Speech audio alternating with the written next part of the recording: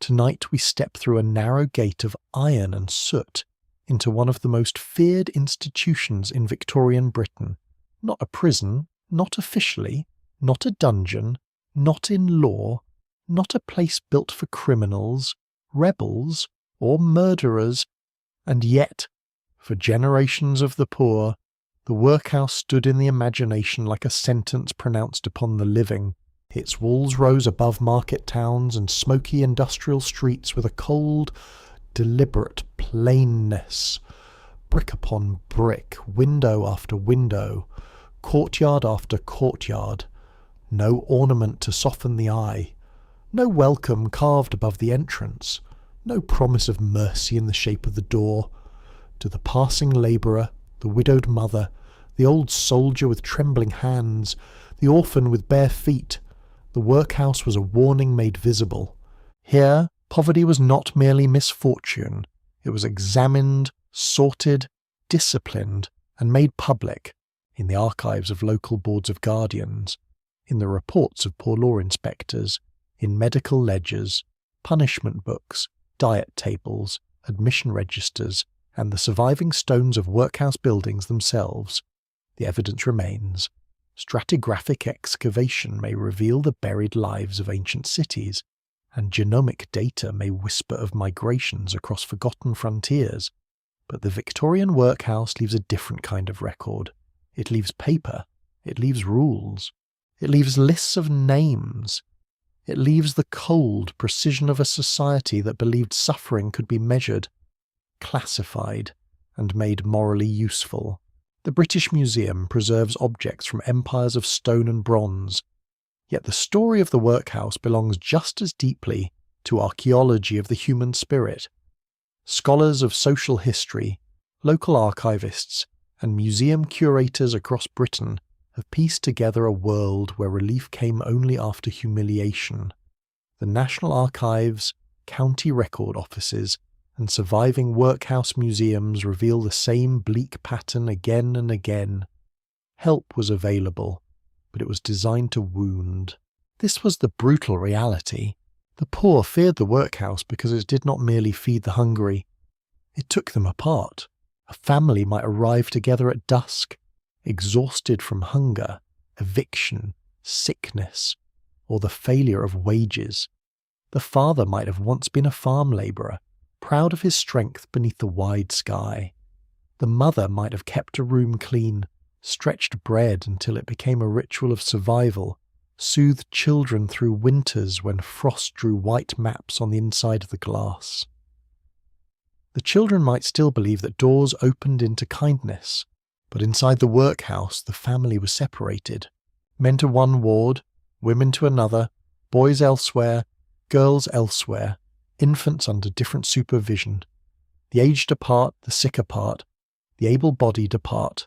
The family, that last shelter of the poor, was broken by regulation. Imagine the sound of footsteps in a corridor, the scrape of boots, the closing of a door, a child calling for his mother, then silence demanded by authority, a woman stripped of her own clothes and given institutional dress. A man who had survived hunger now made to feel that hunger had exposed a flaw in his character. The workhouse was not content to admit poverty. It wanted poverty to confess. Victorian Britain was a land of extraordinary contrasts. Railways cut across fields like iron veins. Steam engines beat in the mills. Ships carried goods across the seas. Cities swelled with factories, smoke, and ambition. Shop windows glowed in the gaslight with fabrics, watches, sugar, tea, and polished metal. Wealth announced itself in drawing rooms, public parks, town halls, and imperial exhibitions. Yet beneath this grandeur lived millions who survived close to the edge. A lost job could mean hunger, a sick child could mean debt, a broken tool could mean eviction, an injured hand could end a livelihood. For women without husbands, old people without savings, children without parents, and labourers discarded by illness or age. The margin between independence and destitution was terrifyingly thin, and waiting at the bottom was the workhouse, It was meant to be feared. That is the first hard truth. The system was shaped by the idea that public relief should be less desirable than the lowest paid labour outside. In plain terms, conditions inside the workhouse had to be harsh enough that only the truly desperate would enter. This principle turned assistance into a warning. It declared that the door must open. Yes, but the threshold must hurt. So the workhouse became a theatre of deterrence. Food was plain and repetitive. Labour was often monotonous and degrading. Conversation could be restricted. Visitors were controlled. Personal possessions were surrendered. Rules governed waking, washing, eating, praying, working, sleeping. The body was kept alive, but the will was pressed down. The inmate was not beaten every hour. The terror was subtler, colder, more efficient. It lived in routine. It lived in separation. It lived in the knowledge that to enter was to lose one's standing among neighbours. For the respectable poor, that loss mattered deeply. A labouring man might endure hunger rather than be marked a pauper. A widow might pawn her last blanket rather than submit to the house. An old woman might survive on tea and crusts rather than die under parish authority. The workhouse was a practical institution, but it was also a social death. To enter it was to be seen, recorded, judged, and reduced. The terror was not only hunger, it was shame. Still, for the most part, secrets remain hidden, not because the records are silent, but because records do not easily reveal the inner weather of fear. They list names, ages, diets, punishments, illnesses, and deaths. They do not fully capture the trembling hand at the gate. They do not preserve the last private words between husband and wife before separation. They do not tell us how many children cried themselves to sleep in wards that smelled of soap, damp wool, sickness, and boiled grain. But we can come close. We can stand before the documents and listen. We can hear the bell that summoned inmates to labour. We can hear the clatter of bowls in the dining hall. We can hear the coughs in the infirmary. We can hear the prayer read aloud under a ceiling darkened by coal smoke. We can hear the silence of people who had learned that complaint brought punishment, and that obedience brought only another day. This story's not simple. The workhouse was sometimes shelter. It sometimes gave food to those who would otherwise starve. It sometimes housed the abandoned, the disabled, the elderly, and the sick when no one else would take them in. Some officials were cruel. Some were indifferent. Some were overwhelmed. Some tried, within a harsh machine, to act with decency. But the machine itself was built upon suspicion. It suspected the poor of laziness. It suspected hunger of dishonesty. It suspected need of moral failure. And so, in an age that called itself modern, rational, and Christian, Britain created institutions where mercy was deliberately made frightening, answerless, adrift to ponder. We are left with a question that still echoes beyond the old brick walls. What happens when a society decides that help must first humiliate? What becomes of human dignity when survival is offered at the price of identity? And how many people stood outside those gates, starving in freedom, because the alternative felt worse than hunger? Tonight we enter that world slowly. We follow the poor through the gate. We walk the corridors. We read the rules. We look into the wards where age, childhood, sickness, and despair were arranged by category. We listen for lives that official language tried to flatten into entries and numbers. So before you get comfortable, take a moment to like the video and subscribe, but only if you genuinely enjoy what I do here. And as the night gathers around you, write in the comments where you are listening from and what the local time is where you are. The law that built the Victorian workhouse did not begin with iron bars or locked wards. It began with a theory. In the minds of reformers, politicians, economists, and parish officials, poverty had become a problem to be managed with discipline rather than compassion.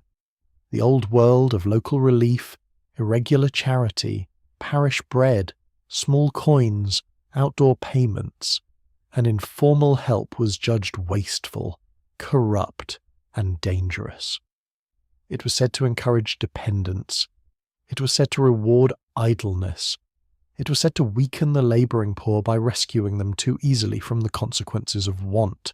To those who wrote reports in comfortable rooms, surrounded by ink, ledgers, and the dry language of administration, the poor were no longer simply neighbours in hardship. They became a population, a burden, a cost, a moral question written in columns of expenditure. The early 19th century was an age of fear as much as progress. The Napoleonic Wars had ended, but their aftermath lingered in prices, hunger, and social unrest.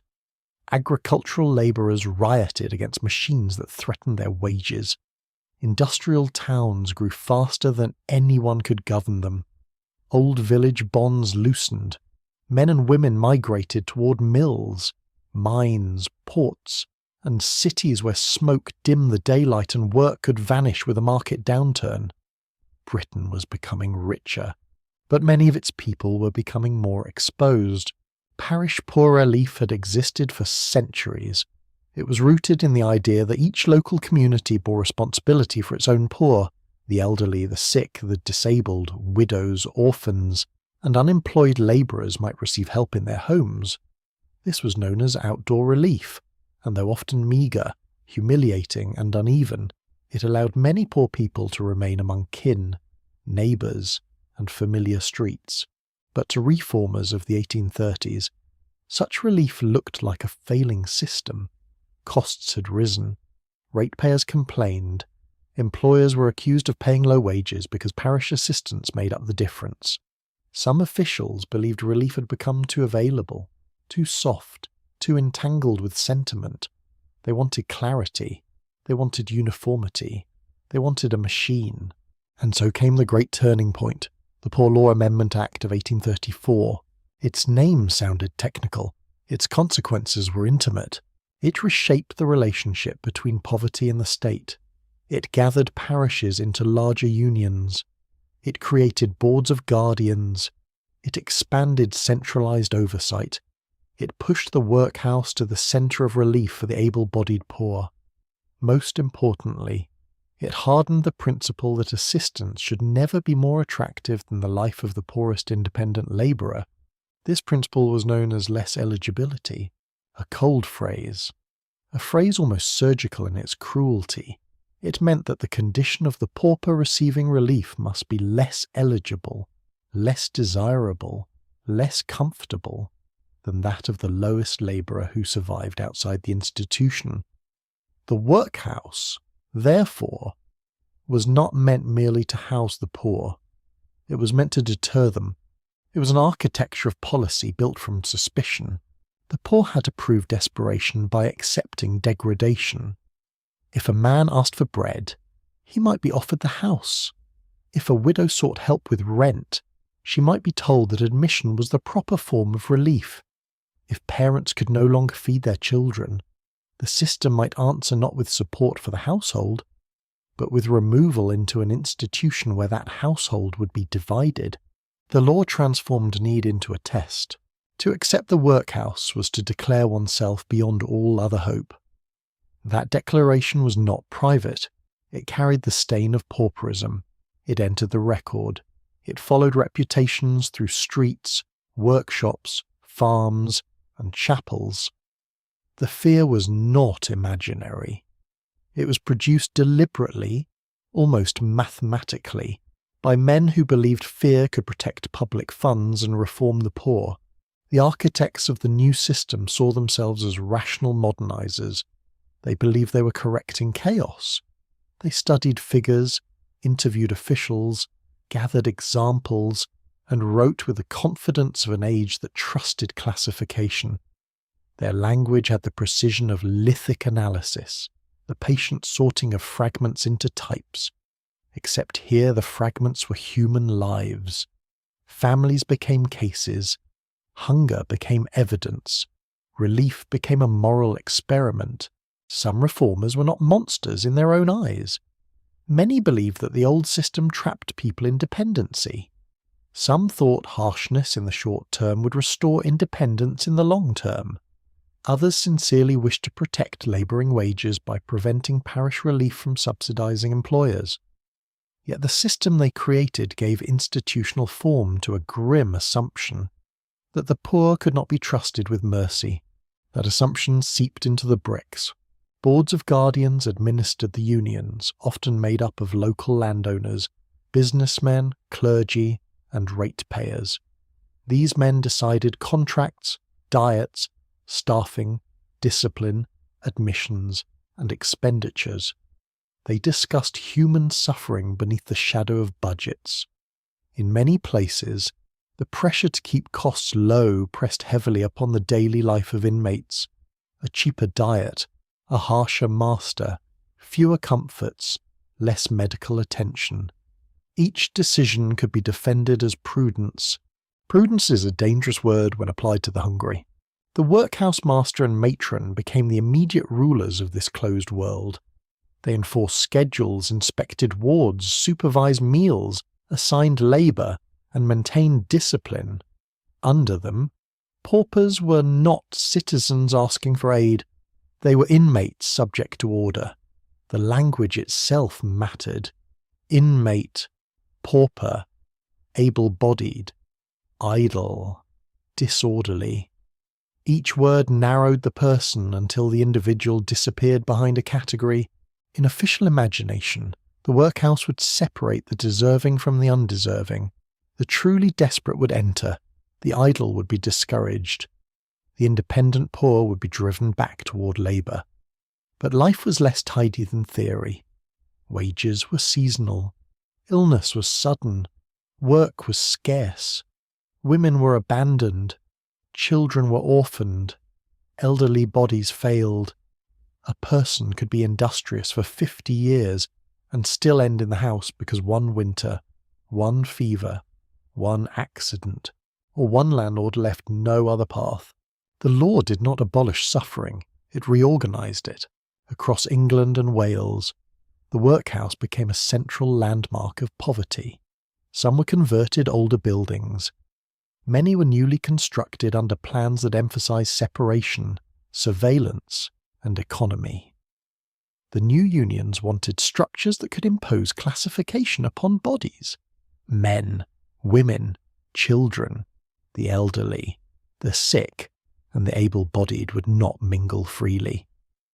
The building itself taught the lesson that poverty had consequences.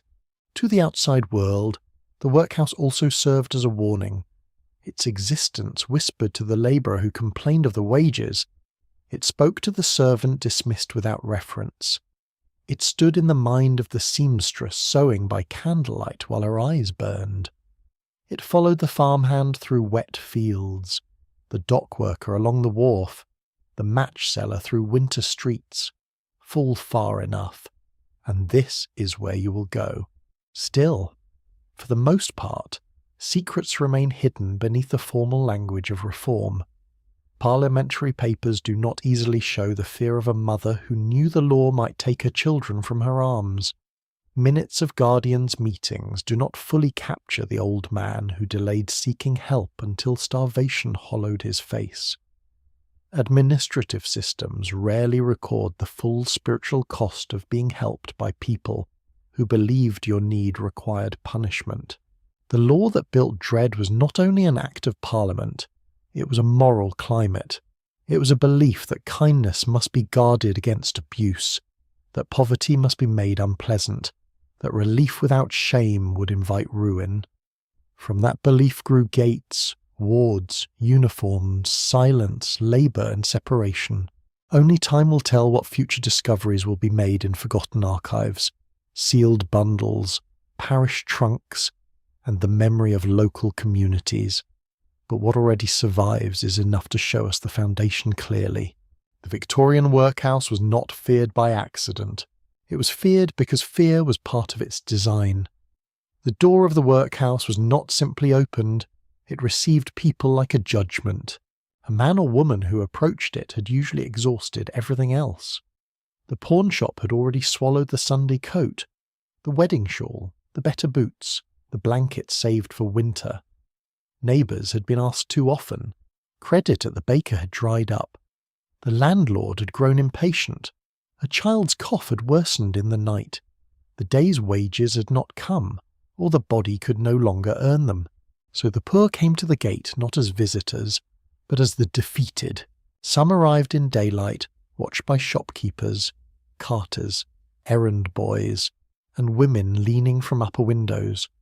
Others came near dusk, hoping the shadows would conceal their faces. This shame of admission began before the threshold. It began in the walk toward the place itself, along the street, past the last familiar houses, toward the building whose roofline had haunted every conversation about failure. The workhouse porter might be the first official figure they met. He guarded the border between public life and institutional life. Beyond him stood rules. Beyond him stood classification. Beyond him stood a world where a person's name still existed, but only after it had been entered into a book beside age, parish, condition, religion, conduct, and physical state. The admission register was a cold altar of ink. One by one, the desperate were written into the system. A labourer, age 43, able-bodied, a widow, age 31, with 3 children, a boy, age 9, orphan, a girl, age 14, servant out of place, an elderly woman, age 72, infirm. The handwriting might be neat, the columns straight, the language calm. Yet behind every entry lay a collapse. To enter the workhouse was to surrender privacy first. Questions came. Where had you lived? Were you married? Where was your husband? Could your relatives support you? Had you worked? Why were you unemployed? Were you ill? Were your children legitimate? Had you received relief before? Had you ever been removed from another parish? The poor had to explain themselves under the gaze of authority, as though hunger were a crime scene and their bodies the evidence. Then came the taking of possessions. Clothing was removed, inspected, stored, washed, or sometimes destroyed if thought filthy or infected. Personal objects might be recorded and set aside. The little bundle a person carried through the gate could contain the last fragments of a former life, a comb, a prayer book, a ribbon, a pipe, a child's small toy, a letter folded so many times that its creases had become soft as cloth. These were not luxuries, they were anchors in an institution built to classify. Such anchors were dangerous because they reminded the inmate of an identity wider than pauperism. The workhouse issued clothing in its place, plain garments, coarse fabric, institutional dress. Not always identical in every union, not always striped like the cruelest popular imagination, but unmistakably marked by poverty and control. To wear it was to be remade in public form. The old coat might have been threadbare, but it had belonged to the wearer. The workhouse garment belonged to the system. For many, this was one of the sharpest wounds. Poverty outside could be hidden, managed, disguised. A woman could mend a sleeve, brush mud from a skirt, tie a bonnet carefully, and retain some fragile dignity in the street. A man could stand upright in worn boots and still look like himself. Inside, the costume of need announced what the inmate had become. Then came washing. A bath might be ordered for reasons of cleanliness, disease prevention, or discipline. In a crowded 19th century town, dirt was common, lice were common, fever was feared, and sanitation could mean survival. Yet even necessary washing could become an act of humiliation when performed under command, with strangers watching, possessions taken, and the body treated as an object to be processed. The skin itself became subject to authority. Hair might be cut, bodies might be inspected, illness, disability, pregnancy, age, weakness, and exhaustion were noted and sorted. The strong were placed among the able-bodied, the weak among the infirm, children by sex and age, mothers away from sons beyond certain ages, husbands away from wives, the old away from the young, the sick away from the healthy, though not always with enough care to prevent infection. Classification was the workhouse mind made flesh. It didn't see a family first, it saw categories. A father who had carried his sleeping daughter through rain might be ordered one way while she was taken another. A mother might hold her child for a final moment before the rules demanded separation. Brothers and sisters who had shared a bed in a rented room might vanish into different wards. The sound of crying could echo along corridors, but crying did not alter the schedule. This separation was among the most feared elements of admission. Victorian poverty often left people with little but each other. A room might be cold, crowded, and hungry, yet still contain the warm breath of family. There might be one blanket, one stool, one cup, one crust, but there was also recognition. The mother knew the child's nightmares. The husband knew the cough in his wife's chest. The older sister knew how to hush the infant when no food remained. The workhouse attacked that last refuge not always from malice, but from system. Order required division. The daily life of the institution depended upon it. Men's labour, women's labour, children's schooling, sick ward routines, meal schedules, dormitory discipline, moral supervision. The workhouse was easier to govern when human bonds were cut into manageable lines. To administrators, separation prevented disorder, immorality, idleness, and expense. To inmates, it could feel like bereavement while everyone was still alive, and so the threshold became a place of terror because it changed the meaning of the self. Outside, a man might be poor but still a husband, father, craftsman, labourer, neighbour, singer in the chapel, veteran, gardener, storyteller, keeper of memories. Inside, he became an inmate. A woman might have been a mother, washerwoman, widow, nurse, friend, believer, survivor of childbirth, keeper of a household however bare. Inside, she became a pauper woman under regulation. Children suffered the transformation with bewildering speed. A child brought into the workhouse might not understand law, relief, or parish responsibility. He might only understand that his mother's hand was removed from his. He might be given unfamiliar clothes, placed among strange children, and commanded to obey bells and voices that carried no tenderness. His world narrowed suddenly to ward, yard, schoolroom, dining hall, bed.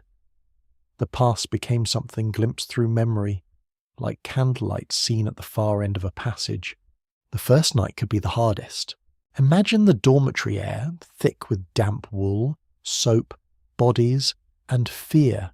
Rows of beds, thin bedding, low voices quickly silenced, a cough somewhere in the dark, a child sobbing into a blanket, an old man turning painfully on a hard mattress, a woman lying awake with milk in her breasts and no infant beside her, a labourer staring upward, hearing distant doors close, knowing that his wife is somewhere in the same building but unreachable by rule. No chains were needed for such suffering. The locked arrangement of the world was enough. The workhouse bell marked time with merciless authority. It told inmates when to rise, when to wash, when to eat, when to work, when to pray, when to sleep. The first morning confirmed what the night had suggested. Personal will had been replaced by timetable. Hunger might be relieved, but freedom had gone. For some, admission was temporary. A few days, a few weeks, a winter, a period of illness, a pause between jobs. For others, especially the elderly, chronically ill, disabled, orphaned, or abandoned, the door did not open outward again in any meaningful way. The workhouse became the landscape of their remaining years. This was why people waited until desperation forced them in. It was not simply pride. It was not foolish stubbornness. It was knowledge. The poor understood the symbolic violence of the gate. They knew that relief inside came wrapped in loss.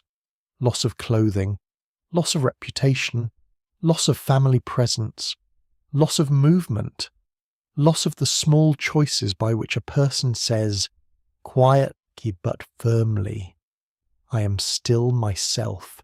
The door of no return was not always permanent in law, but it could be permanent in memory.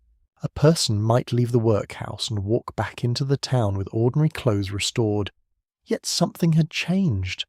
Neighbours might know, employers might hear, children might remember the ward, a wife might remember the sound of her child crying behind a door. A man might remember standing naked under inspection, no longer master even of his own body. The workhouse did not need to kill in order to wound. It only needed to receive the poor according to rules that treated suffering as a problem of order.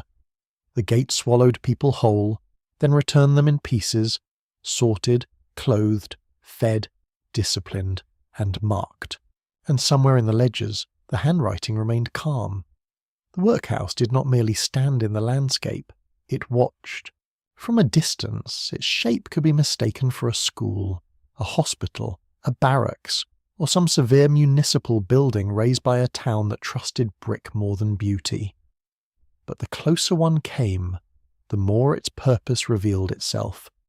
High walls enclosed yards where bodies could be separated and supervised. Windows admitted light without offering freedom. Doorways divided one class of inmate from another.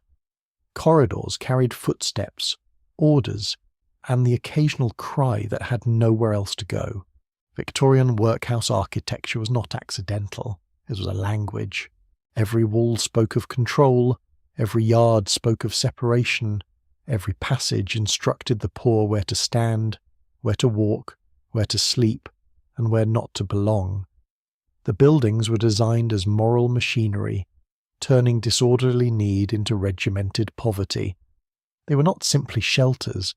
They were instruments of classification. Some workhouses followed a cruciform plan, spreading out from a central point like a stern geometry of discipline. Others used rectangular courtyards, linked blocks, and ranges of wards. Many were built under the influence of model designs that promised efficiency, economy, and surveillance. The aim was not grandeur, it was management. The building had to contain the poor, sort the poor, deter the poor, and demonstrate to the town beyond its walls that public relief would never become comfortable. The result was a kind of institutional landscape where emotion itself was managed by brick. Men's yards were divided from women's yards. Boys and girls were separated. The elderly might have their own spaces. The sick were sent into infirmary wards. The able-bodied were placed where labour could be demanded and idleness observed. Even air, sunlight, and movement were distributed according to category. To walk through such a place was to feel architecture pressing upon human relationships. A mother might hear children somewhere in the building but not freely reach them.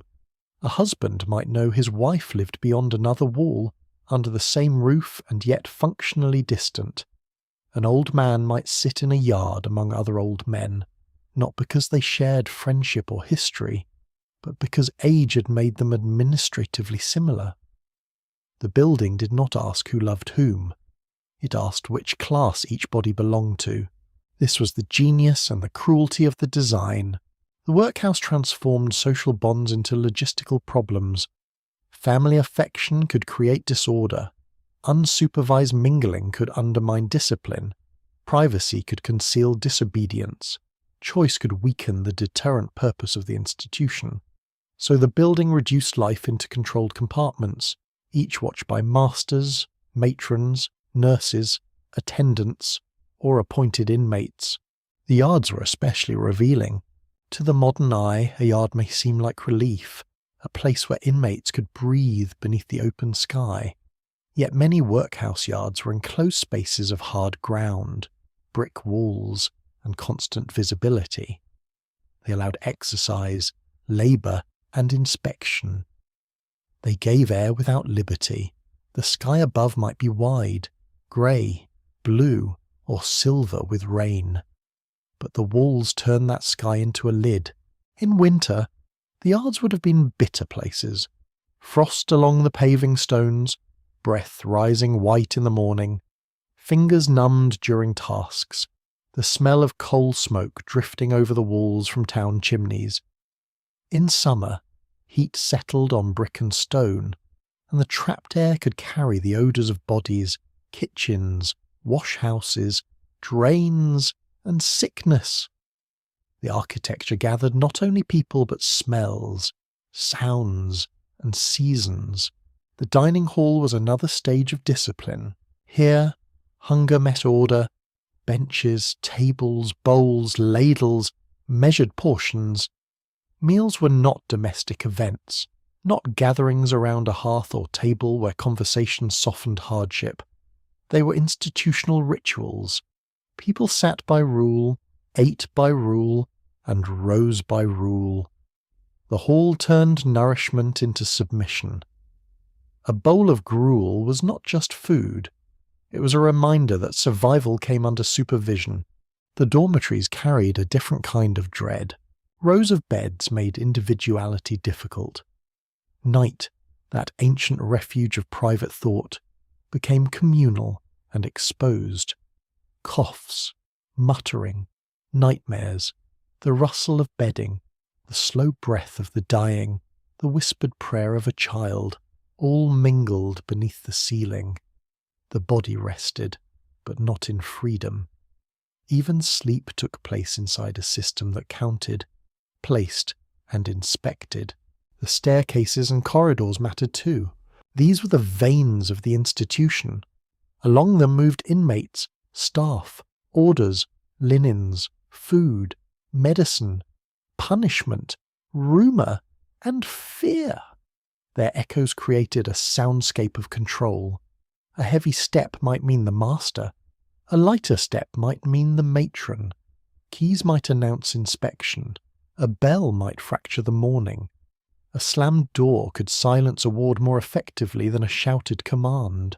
The workhouse chapel or prayer space added another layer. Religion in the workhouse could comfort some inmates, especially those who carried faith through destitution like a hidden coal kept warm in ash. But worship could also reinforce discipline. Sermons might speak of obedience, humility, industry, and resignation. The poor were gathered under moral instruction, reminded that patience in suffering was a virtue, while disorder was sin. The architecture of worship therefore stood beside the architecture of punishment. The schoolroom, where children learned reading, writing, arithmetic, scripture, and obedience, was equally complex. Education could open possibilities, yet in the workhouse it often came wrapped in institutional identity. The child was trained not only to read, but to submit to schedule, authority, and modest expectations. The room might smell of chalk, slate, damp clothing, and ink. Outside its windows lay a world of trades, fields, ships, kitchens, and streets. Inside, the child learned that survival depended upon compliance. The infirmary was often the most human and most haunted space. Here, architecture confronted frailty. The sick poor lay in wards where the line between care and neglect depended heavily on resources, staffing, and local will. Some infirmaries improved over time. Others remained overcrowded, poorly ventilated, and grim. Beds stood close. Fever could move invisibly. The old and incurable might remain for long periods, not because they were criminals, but because society had nowhere else to put them. The walls absorbed groans, prayers, delirium, and the quiet exhaustion of those who cared for the sick with too little training and too much to do. Architectural historians sometimes read buildings as documents, and the workhouse repays such reading. Its plans reveal what Victorian authority believed about poverty. A home centres affection, memory, and private life. A prison centres confinement. A factory centres production. The workhouse borrowed from all three, but belonged fully to none. It was a home without family, a prison without conviction, a factory without wages, a hospital without adequate tenderness, a school without childhood's freedom. That mixture made it uniquely frightening. It did not need ornament because its message was plain. The poor were to be managed, not welcomed. Relief was to be visible as discipline. The town's conscience could rest because the hungry were housed. Yet the town's purse could rest because the housing remained unattractive. Every severe wall performed public reassurance. The system had not abandoned the destitute. It had simply made assistance hard enough to discourage them. The architecture of shame also extended beyond the building. A workhouse's position within a town mattered. Sometimes it stood near roads, visible to passers-by, sometimes at the edge of settlement. Neither fully hidden nor warmly included, its silhouette could enter local imagination. Children might be warned about it. Labourers might glance at it after losing employment. Old people might measure their remaining strength against the possibility of ending there. The building became a moral landmark, a map of fear drawn in brick. There is something answerless, adrift to ponder, in the survival of these structures. Many have been demolished. Some became hospitals, apartments, schools, offices, or museums. Their interiors were altered, softened, repurposed, painted, and warmed. Yet beneath new uses, the old geometry can sometimes still be sensed. A corridor too long, a yard too enclosed, a window too high. A block arranged not for comfort but for supervision. The stones remember what official language tried to sanitize. They remember separation as policy. They remember shame as design. They remember that Victorian society did not only write laws about the poor, it built those laws large enough for human beings to live inside them. To understand the fear of the workhouse, one must understand this physical reality. The terror was not confined to a cruel master, a bad meal, or a harsh rule. It was embedded in space. The inmate woke inside it, ate inside it, worked inside it, prayed inside it, slept inside it, and grew old inside it. The architecture did not simply contain suffering. It organized suffering so thoroughly that it became ordinary. And that may be the darkest achievement of all. A building can shelter the body while wounding the soul. A wall can protect from weather while cutting off love. A roof can keep out rain while pressing down on memory. The Victorian workhouse stood as proof that a society could combine order, economy, morality, and fear into a single structure, then call it relief. Hunger in the workhouse was not the wild hunger of the roadside ditch, nor the sudden hunger of a missed wage, nor the private hunger of a mother quietly giving her portion to a child. It was measured hunger, counted hunger, hunger disciplined by ladle, scale, schedule, and rule. The diet table was one of the most powerful documents in the institution. It told the kitchen how much bread to issue, how much meat to boil, how much broth to serve, how much gruel to pour into a bowl. It separated inmates by age, sex, health, and labour. The able-bodied man might receive one allowance, the elderly woman another, the child another, the sick person something different if the medical officer ordered it. Food was reduced to ounces, pints, days, and categories. To modern eyes, such tables may appear dry, almost harmless. But within them lived the daily experience of the poor. Every line had a taste, every portion had a smell, every reduction had a consequence. A smaller loaf meant a longer night. Thin broth meant a weaker body. Repetition meant that even nourishment became a kind of confinement. The workhouse meal was not designed for pleasure. It was designed to sustain life at a level that did not invite dependence. That principle shaped the bowl and the plate. Food had to be sufficient enough to keep inmates alive, yet plain enough to remind them that relief was a last resort. Bread, gruel, potatoes, soup, suet pudding, cheese, and occasional meat appeared in different combinations across unions and decades, but the underlying logic remained stern. There would be no feast of charity here. The dining room transformed eating into obedience. In the dim morning, inmates might gather at long tables under watchful eyes. Steam rose from bowls. Wooden spoons scraped. Children watched adults for cues. The old bent slowly over their portions. Conversation, where forbidden or discouraged, shrank into the sounds of consumption. The clatter of bowls and mugs became the language of the room. Gruel carried a special place in the terror of the poor.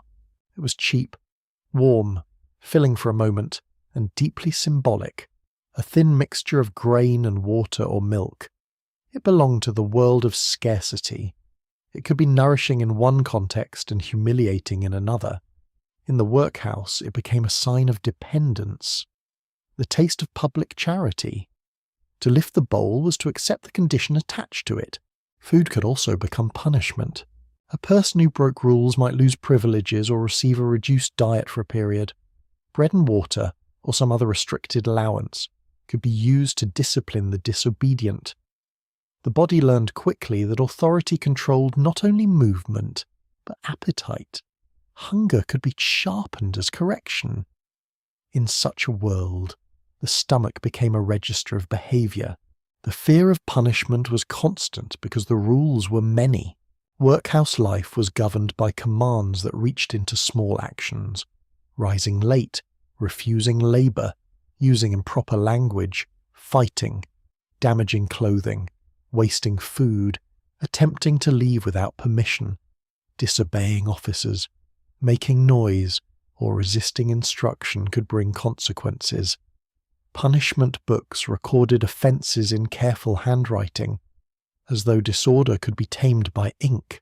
Some punishments were formal, some were informal, some were sanctioned, some emerged from the character of local officials.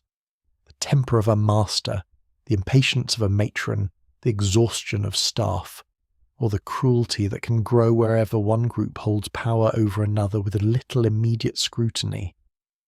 The system invited petty tyranny because it placed vulnerable people in a closed world where complaint was difficult and disbelief common. The harshness of workhouse discipline lay partly in its ordinariness. There was no need for constant drama.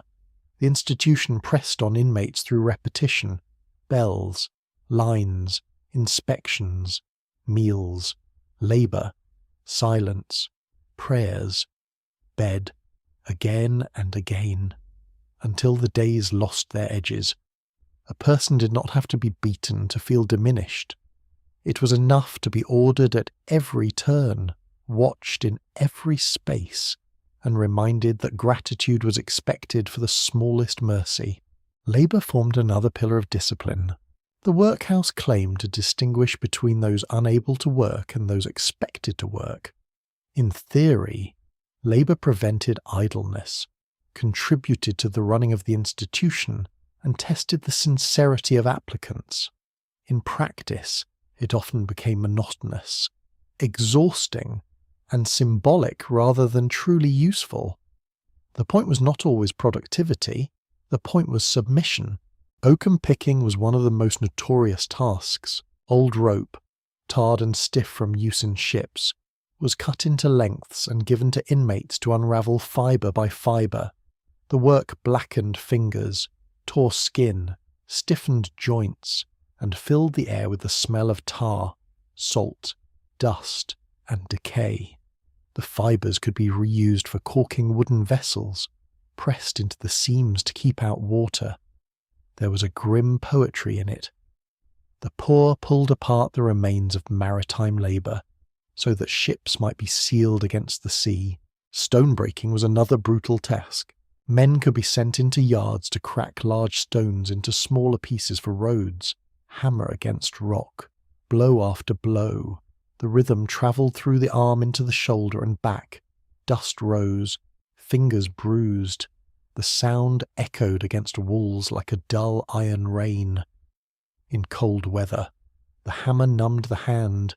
In heat, sweat mingled with grit. Such labour was visible, punishing, and easy to understand as deterrents. Women worked too, though often in tasks coded as domestic and endless. Laundry, scrubbing, sewing, mending, cooking, cleaning wards, washing floors, caring for children, tending the sick when instructed. Their labour kept the institution functioning, yet it rarely carried recognition. The laundry was a world of steam, soap, wet linen, sore hands, and aching backs. Fabrics had to be boiled, wrung, beaten, hung, folded, and returned. Workhouse cleanliness rested heavily upon female exhaustion. Children were also trained through labour appropriate to age and policy. Some helped with cleaning, domestic duties, or simple tasks. The institution sought to produce obedience early. A child who learned the bell, the line, the command, the rule, and the punishment learned more than work. He or she learned a social position. Poverty became not merely experienced but internalized. Punishment could also take the form of isolation. A refractory inmate might be confined, separated, or placed under strict conditions. Solitude in such a place was not peace. It was a deeper removal from the few fragile solidarities that remained. For a human being already stripped of family companionship and ordinary liberty, isolation intensified the message that resistance would cost even the smallest contact. The workhouse meal and the workhouse task belonged together. One fed the body without delight, the other consumed the body without hope. Between them, they shaped the inmate's day into a lesson. You're here because you failed to remain independent. You will eat what is given. You will work as instructed. You will speak when permitted. You will rise when summoned. You will be grateful because the alternative is the street. Yet human beings do not become symbols merely because officials wish it. Inside this discipline, people still felt, remembered, resented, adapted, and sometimes resisted. A stolen crust might be an act of desperation. A whispered joke might preserve dignity. A shared glance across a dining hall might say what speech could not. A woman might save a scrap for another inmate weaker than herself. An old man might teach a child a song under his breath. A labourer might break stone with fury hidden behind lowered eyes. Such moments rarely survive in official records. Still, for the most part, secrets remain hidden, not because they never existed, but because tenderness leaves fewer documents than punishment. Punishment books survive because authority wrote them. Quiet kindness often vanished because no clerk recorded it. The archive is rich in rule and poor in mercy. We must therefore listen carefully to what the silence implies. The sensory world of this discipline was relentless. Morning gruel, thin and pale, bread with a coarse crust, the sour odour of crowded rooms, the sting of lye soap, the roughness of issued clothing against the neck, the ache of fingers after rope picking, the ringing of the bell that was never your bell, though it ruled your day, the taste of food eaten without freedom, the sight of officers moving between tables, the knowledge that even a complaint about the meal might be treated as defiance. There were scandals when food was too poor, when meat was rotten, when bread was insufficient, when the sick were underfed, when corruption allowed contractors to profit from misery. But even where diets met official standards, fear remained. The problem was not only starvation, it was the conversion of food into moral discipline. For the poor outside, this reputation mattered. Stories travelled. A man leaving the house might speak of the labour yard. A woman might describe the meals. A child might remember hunger differently after the institution, not as absence, but as control. Rumour, truth, exaggeration, and memory braided together into a shared warning. Better a crust in one's own room than a bowl under the master's eye. Better cold freedom than warm humiliation. Better to endure one more day outside than cross the gate and become subject to the diet table. Answerless, adrift to ponder, we might ask whether the administrators understood what their system did to the soul. Perhaps some did and called it necessary. Perhaps some did not and saw only accounts balanced, wards orderly, bodies fed, labour performed. But the poor understood. They understood with the intelligence of people whose survival depended upon reading power clearly. A meal can be mercy. A meal can be punishment. In the Victorian workhouse, it was often both at once. That was the brutality. Not simply that the food was plain, not simply that labour was hard, but that the most basic human needs, bread, warmth, rest, and bodily strength, were placed inside a theatre of judgment. The inmate ate under suspicion and worked under suspicion. Need itself stood accused. And so, each bowl of gruel carried more than grain and water. It carried the weight of a society determined to make poverty taste like shame. Children entered the workhouse carrying worlds too small for the adults around them to see. A broken doll, a remembered song, the smell of a mother's shawl, the warmth of a brother sleeping beside them on a mattress of straw, a doorway where they once watched carts pass in the rain, a father's hand, rough from labour, closing around their fingers in a crowded street. These were not great possessions in the eyes of officials. They were not property worth listing with care. Yet for a child, such fragments could be the whole kingdom of safety.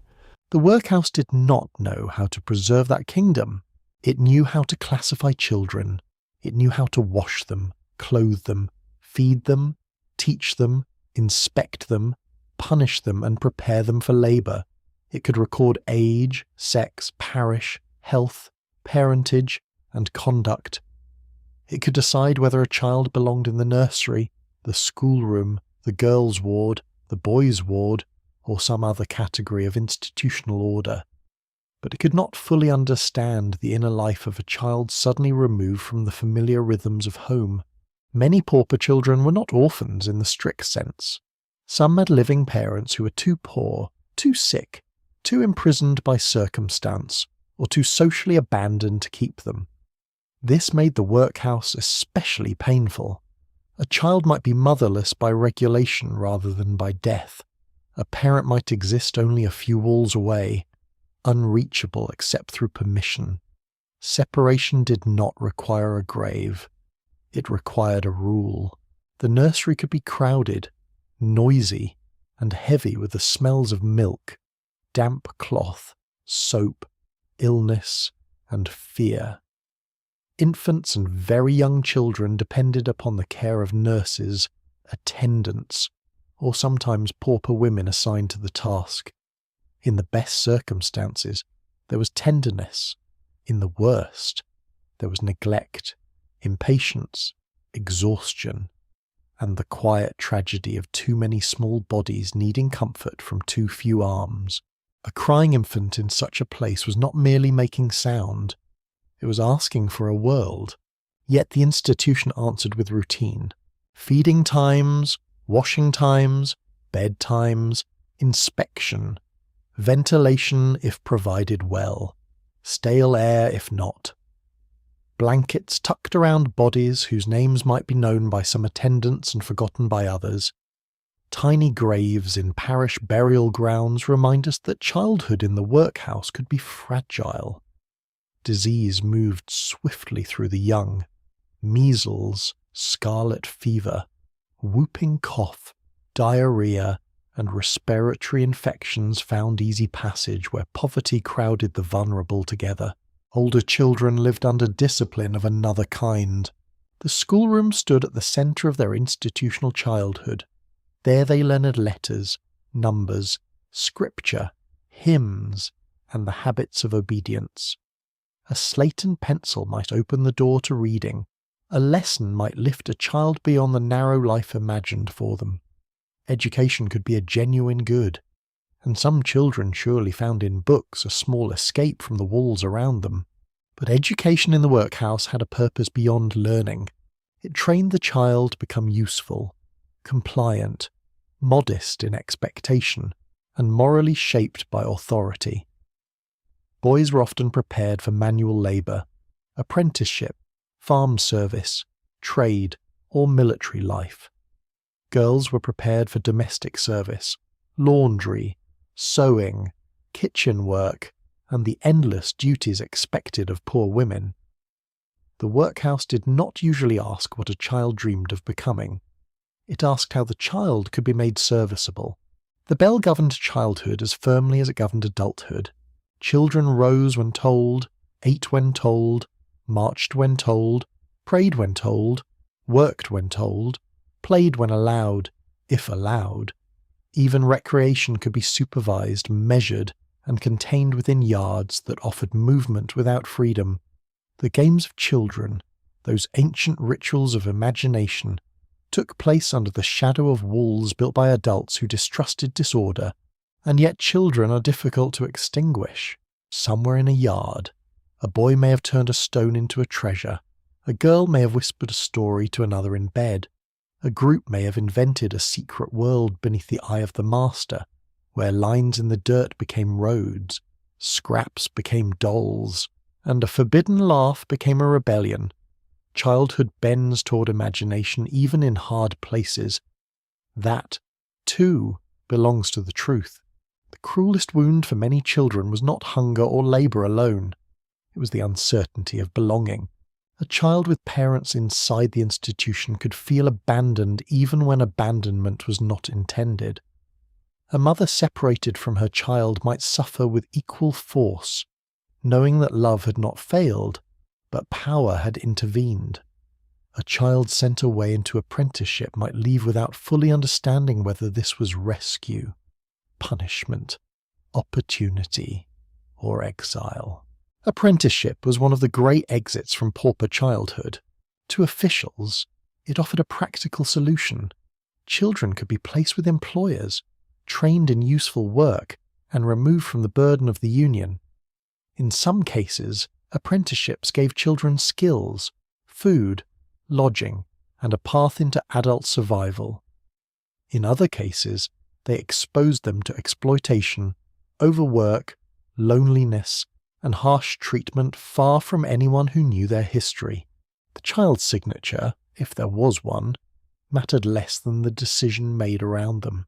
Some boys were sent into rural labour, some into workshops, some into maritime service. Girls were often placed in households where they cleaned, carried, washed, cooked, swept, and endured the sharp judgments of employers. A good placement could change a life. A bad placement could become another chamber of discipline beyond the workhouse walls. The fear of the workhouse therefore reached beyond admission. It reached into the future of children. Parents knew that crossing the threshold could mean losing control over a child's path. Not always completely, not in every case, not by one universal practice, but enough to terrify. The family was the poor person's last institution of love. The workhouse could replace it with an official decision. For children born inside the workhouse, identity began under the mark of pauperism, birth, which in another setting might have been surrounded by neighbours, whispered blessings, women's knowledge, and the fragile joy of survival, became an event in a ward. The newborn might take its first breath beneath a roof associated with shame. The mother might be judged not only for poverty, but for morality, marriage, sexuality, and dependence. The infant began life already entered into records of public relief. Some children grew up knowing little else. Their earliest memories may have been corridors, bells, uniforms, school benches, crowded sleeping rooms, and the faces of other pauper children. The outside world might have appeared through windows, gates, walks under supervision, or stories told by adults. To such a child, ordinary family life could seem both near and unreachable, like fire seen through glass. The emotional cost of institutional childhood is difficult to measure. Radiocarbon dating can place an ancient hearth within a span of centuries. Lithic analysis can reveal how tools were shaped by hands long gone. Genomic data can reconstruct lineages across continents and millennia. But the loneliness of a child in a workhouse dormitory leaves no simple measurement. It survives in scattered testimony, in records of desertion and apprenticeship, in punishment books, in school reports, in mortality figures, and in the silence between official lines. Still, for the most part, secrets remain hidden. We do not know how many children learned not to cry because crying changed nothing. We do not know how many confused discipline with love because discipline was what the institution offered most reliably. We do not know how many carried the sound of the workhouse bell into adulthood, hearing it long after they had left the yard behind. But we know enough to understand the fear. Parents feared the workhouse because it could take childhood and make it administrative. Children feared it because the arms that once held them might disappear behind regulation. The poor feared it because it touched not only the stomach, not only the body, not only the day's labour, but the next generation. A society reveals itself most clearly in the way it treats children who have nothing. Victorian Britain built schools for pauper children and called it improvement. It taught them scripture and called it morality. It trained them for labour and called it rescue. Sometimes, perhaps, it was rescue. Sometimes a child did leave stronger, literate, fed, and prepared for a life beyond destitution. But often the rescue arrived dressed as loneliness. Behind every official category stood a child who wanted warmth, recognition, and a place where love didn't require permission. That child may have learned the alphabet, that child may have learned a trade, that child may have survived. Yet survival is not the same as childhood. Women entered the workhouse beneath a weight that was heavier than hunger. For a poor man, destitution could be judged as failure. For a poor woman, it could be judged as failure, weakness, sexual disorder, bad motherhood, bad housekeeping, bad character, and bad fate all at once. Victorian society placed women at the centre of the moral home, then condemned them fiercely when poverty tore that home apart. The workhouse became one of the places where that condemnation took institutional form. A widow might arrive with children after the death of a husband who had earned the family's bread. A servant might arrive after dismissal, pregnant, unpaid, and without a character reference strong enough to secure another position. An elderly woman might arrive after a lifetime of washing, sewing, zersen, nursing, scrubbing, and carrying, her hands swollen, her sight dim, her children dead or scattered. A deserted wife might arrive after waiting too long for a man who would never return.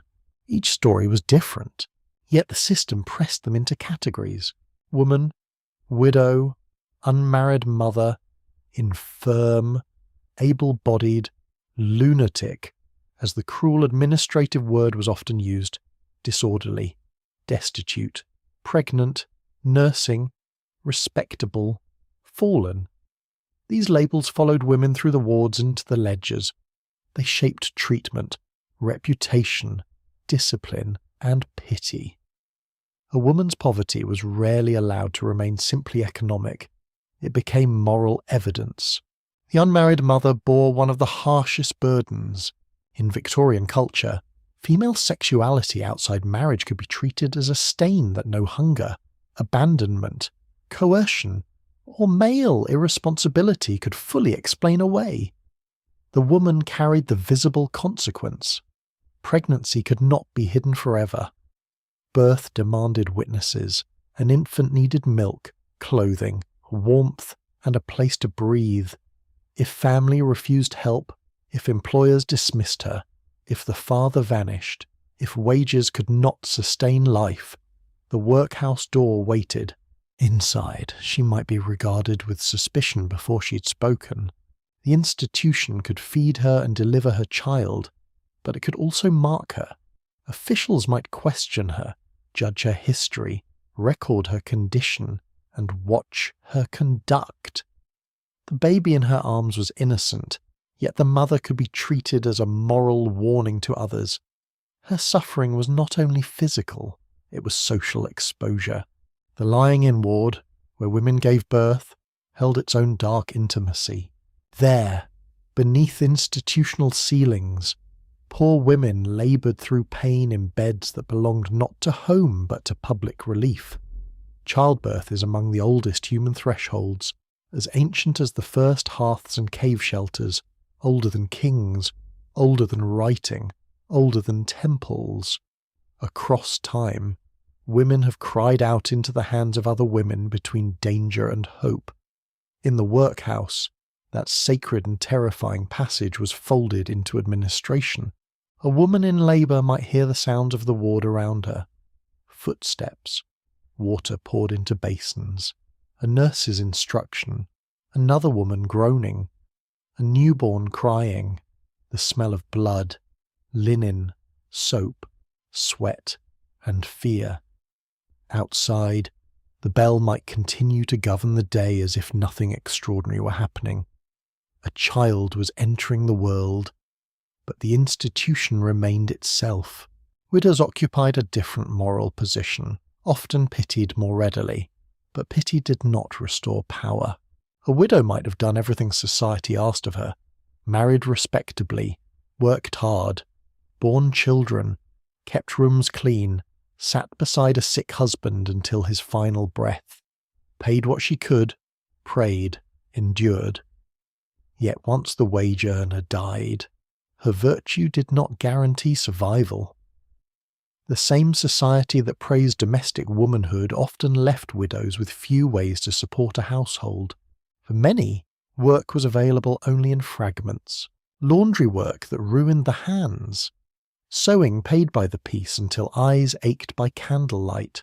Charring, cleaning, taking in lodgers, nursing the sick, selling small goods, minding children, scrubbing steps. Poor women laboured constantly, but much of their labour was underpaid, irregular, and invisible. When illness, pregnancy, age, or childcare interrupted that fragile economy, destitution could arrive swiftly.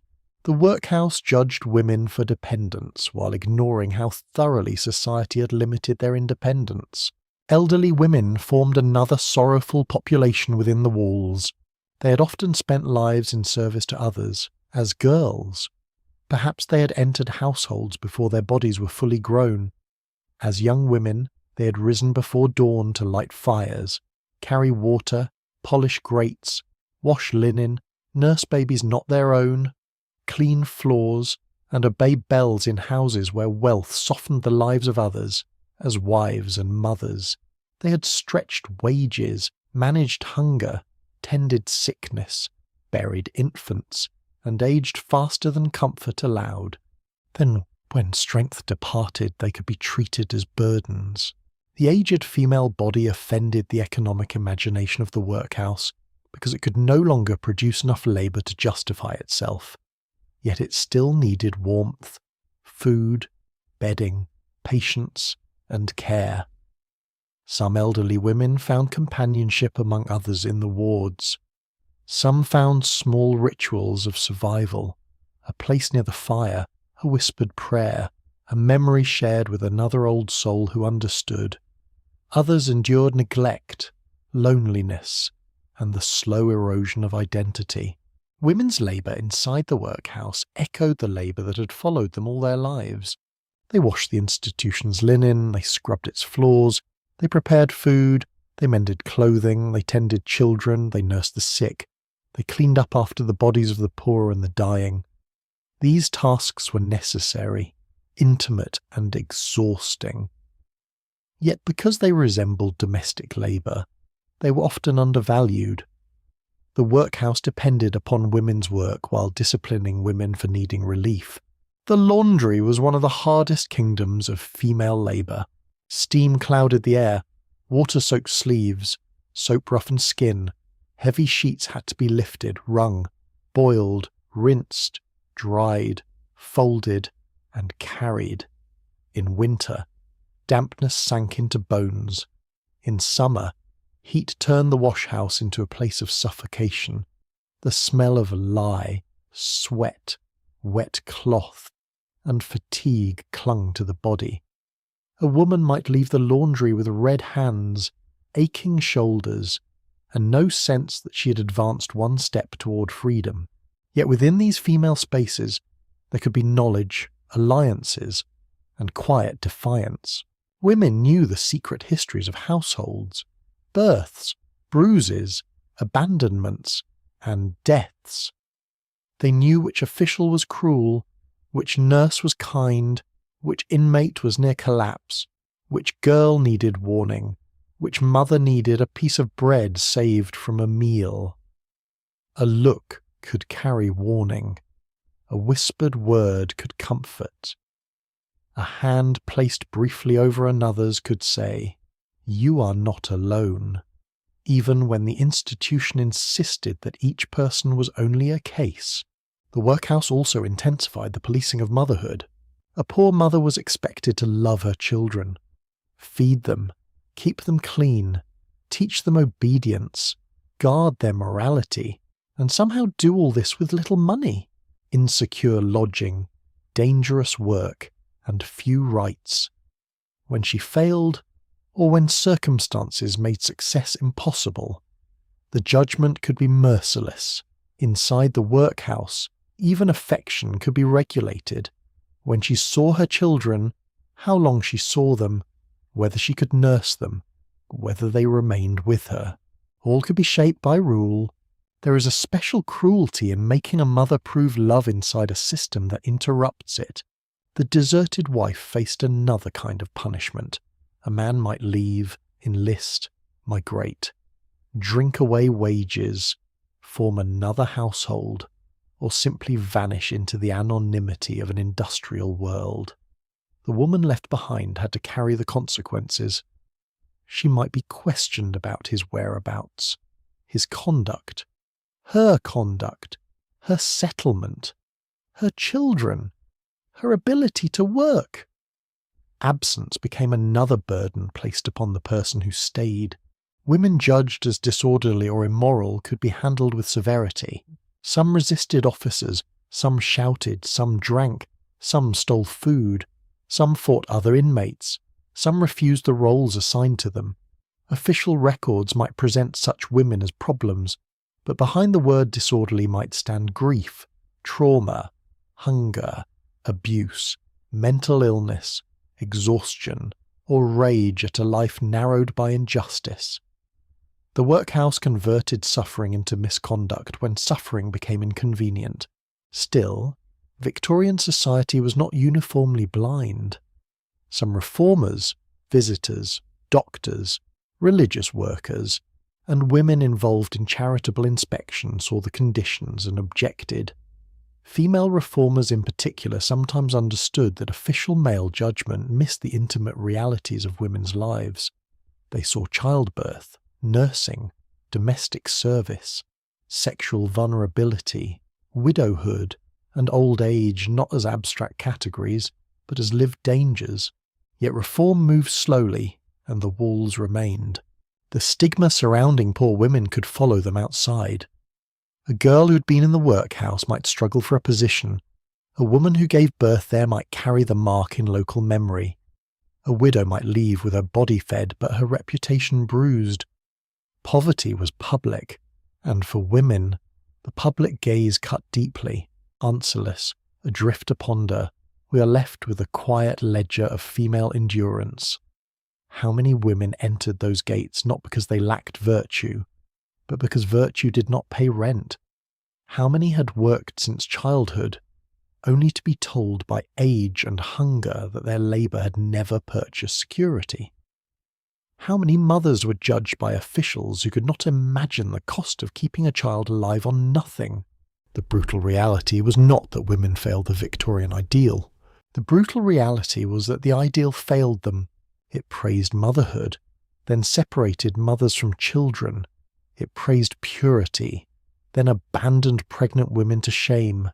It praised domestic labour, then paid it poorly and ignored its exhaustion. It praised feminine dependence, then punished women when dependence became visible to the parish. Inside the workhouse, women carried the full contradiction of the age. They were expected to be gentle, industrious, obedient, modest, fertile, self-sacrificing, and morally pure. But if hunger broke through the door, the institution did not bow before their sacrifice. It took their names, their clothes, their children, their labour, and sometimes their final years.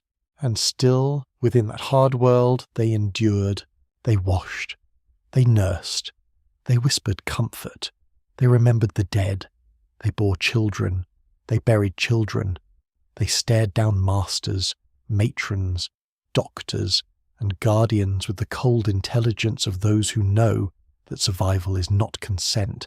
The workhouse tried to turn poor women into warnings, but in the half-light of the wards, among damp sheets, crying infants, old bones, and hidden prayers, they remained what authority could never fully classify. They remained human. The sick ward of the Victorian workhouse was the place where poverty stopped pretending to be a moral lesson and became a body in a bed. Here lay the coughing child, the fevered labourer, the woman recovering from childbirth, the old pauper whose bones had thinned under years of work and want, the servant girl with infection in her lungs, the farmhand with a crushed limb, the blind, the epileptic, the paralysed, the confused, the incurable, and the dying. The workhouse might have been designed to deter the able-bodied poor, but illness had no respect for policy. Disease entered through the gate with the hungry and exhausted. It spread through breath, water, clothing, bedding, hands, drains, and crowded rooms. It ignored the distinction between the deserving and the undeserving. It cared nothing for the judgments of guardians. Fever did not read the rules. Consumption did not consult the diet table. Infection did not pause before the master's office and ask permission. The infirmary was therefore one of the most revealing spaces in the whole institution. It exposed the contradiction at the heart of Victorian poor relief. The system wished to discourage dependence, yet the sick depended by necessity. It wished to punish idleness, yet the bedridden could not labour. It wished to sort moral character from false need, yet a body in delirium could not defend its reputation. In the sick ward, the grand theories of poverty met the smell of sweat, medicine, urine, damp sheets, open wounds, and approaching death. Some workhouse infirmaries were shamefully inadequate. A room might hold too many beds. Ventilation might be poor, bedding might be thin or unclean, nurses might be untrained, overwhelmed, harsh, or themselves drawn from the pauper population. Medical officers were often responsible for large numbers of people and might visit briefly. Moving from bed to bed with more cases than time, medicines could be limited. Diets for the sick depended on orders, budgets, and the willingness of officials to spend. Yet even where care was poor, the need was immense. Victorian Britain was crowded with illness. Industrial smoke damaged lungs. Bad housing bred disease. Contaminated water carried death into poor neighbourhoods. Childbirth endangered women. Accidents in factories, mines, fields, docks, and streets broke bodies with little compensation. Malnutrition weakened resistance. Cold rooms and wet clothes turned minor sickness into danger. The workhouse infirmary received the wreckage of a society that had few protections for the vulnerable. A man might enter with a cough and discover that he would never again earn wages. At first, perhaps, he had tried to hide the weakness. A labourer learns to distrust weakness because the body's his trade. He rises before dawn, feels the ache in the chest, spits into the gutter, and tells himself it will pass. But the cough deepens, breath shortens, employers look elsewhere, rent comes due, food grows scarce. By the time he reaches the infirmary, his illness is not only medical, it has already destroyed his place in the world. There, beneath a grey blanket, he becomes still. The hands that once lifted, cut, hauled, hammered, dug, carried, and built now rest useless on the sheet. The body that once had value because it could labour now has value only as a problem requiring care. This transformation was terrifying in a culture where the poor were constantly told that respectability depended upon work. Illness could make a person innocent and condemned at the same time. Women's sickness carried its own sorrows. A woman recovering from childbirth might lie among strangers, hearing another infant cry while her own child was elsewhere in the institution. A domestic servant weakened by exhaustion might have no family nearby and no savings to secure private nursing. An elderly washerwoman might arrive with hands swollen, back bent, lungs damaged by steam and damp, and still be treated as one more body requiring economy.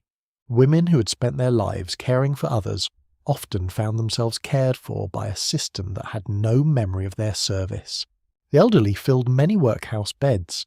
Old age, in the language of poverty, was often treated as a slow administrative inconvenience. The aged poor might not be acutely ill at first. They might simply be worn out, feet that could no longer walk far, eyes that could no longer sew, hands that trembled too much to scrub, backs bent by decades of labour, teeth gone, hearing faded, memory frayed. They had survived, and survival had delivered them to a ward. There is a quiet violence in that, not the violence of a blow, but the violence of ending a long life under institutional authority because there had been no wage large enough to save, no property to inherit, no child able to support them, no pension sufficient to maintain independence. An old woman who had once known village lanes, summer fields, market gossip, church bells, babies at her breast, and grief at the graveside might spend her last years staring at a ceiling shared with strangers. The sick ward could become a waiting room for the grave. Death was a frequent visitor to the workhouse. It arrived in winter with bronchitis and pneumonia. It came in epidemics. It came for infants whose bodies could not endure poor conditions. It came for old people whose final strength ebbed quietly in the night. It came for those called incurable, those whose bodies could not be repaired by the medicine of the age. The moment of death might be marked with a note, a certificate, a brief entry, a line in a register, a name, an age, a cause, a date, so little ink for a whole life. Behind that line might lie 80 years of memory, a girlhood before the railway, a marriage in a chapel smelling of wet wool and flowers, the loss of children, the sound of a husband's laugh, a first day in service, a winter of hunger, a song sung in a kitchen, a field at harvest, a street lantern in fog, a Sunday hat carefully brushed, a final cup of tea held in shaking hands. The register rarely carried these things. It carried the administrative remains. The dead poor were handled according to policy and economy. Families, where present and able, might claim a body. Many could not. Burial could be simple, plain, and communal in spirit even when individual names were recorded. The pauper funeral was among the great terrors of poverty because it extended shame beyond life itself. To end in the workhouse was feared. To be buried by the parish was feared even more. Victorian people cared deeply about funerals. A decent burial mattered. It was dignity, memory, farewell, religious hope, and social standing. Poor families often sacrificed greatly to avoid the shame of a pauper grave. Funeral clubs, small savings, burial societies, and insurance payments existed because the fear of dying dependent was so intense. A coffin, a service, a place in consecrated ground, mourners who knew the name. These were not luxuries. They were the final defence of personhood. The workhouse threatened that defence. To die there could mean leaving the world as an object of public expense. The thought haunted the ageing poor. A man might endure pain rather than apply for relief, because he dreaded not only the ward but the burial that might follow. A woman might cling to independent lodging long past safety because she wished to die among familiar things, not beneath institutional sheets. The infirmary also held those whose minds troubled the system. Victorian institutions often blurred poverty, mental illness, disability, senility, grief, trauma, and social nonconformity into harsh categories. A person who wandered, shouted, refused orders, heard voices, forgot names, or behaved unpredictably could be confined, restrained, transferred, or simply endured badly. The workhouse was not built to understand mental suffering with tenderness. It was built to manage disturbance. Imagine an old man with dementia, though the word would not have carried its modern meaning in the ward. He wakes at night and calls for a wife dead 20 years. He tries to leave because he believes he must feed animals long since sold. He is scolded, perhaps restrained, perhaps mocked, perhaps pitied by another inmate who sees her own future in him. His confusion becomes another difficulty for the staff, another entry in the moral weather of the place. Or imagine a young woman overcome by grief after the death of a child. She refuses food. She stares at the wall. She speaks little. She is called troublesome, melancholic, weak-minded, unfit, or merely idle, depending on the observer. Yet beneath the label is a mind collapsing beneath unbearable loss. The workhouse might keep her alive, but it may not know how to return meaning to her life.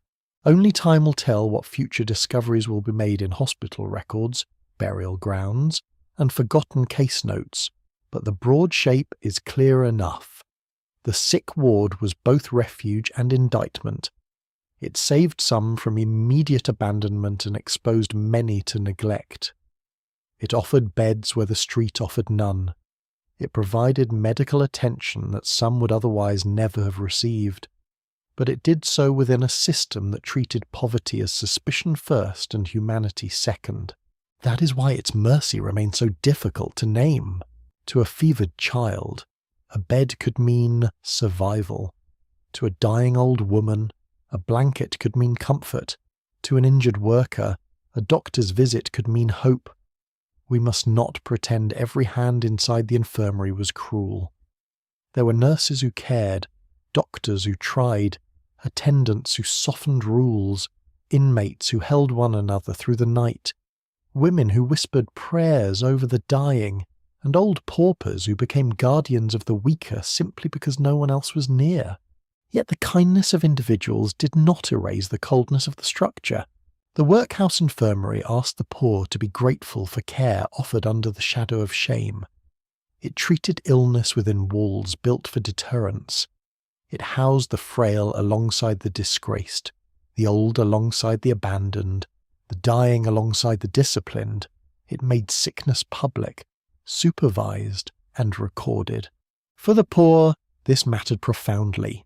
To be ill is already to lose command over the body. To be ill in the workhouse was to lose command under witnesses. The body coughed, bled, shook, wasted, leaked, cried out, and failed beneath institutional eyes. Privacy thinned, modesty became difficult, dependence became visible. The sick poor were forced to endure not only disease, but the humiliation of needing help in a place designed to make help undesirable. And when death came, it often came quietly. A bell somewhere, a sheet drawn up, a bed cleared, a name entered, A body carried, another inmate watching, knowing that the same path may soon open under their own feet. The brutal truth of the sick ward is that it gathered those whom the world could no longer use.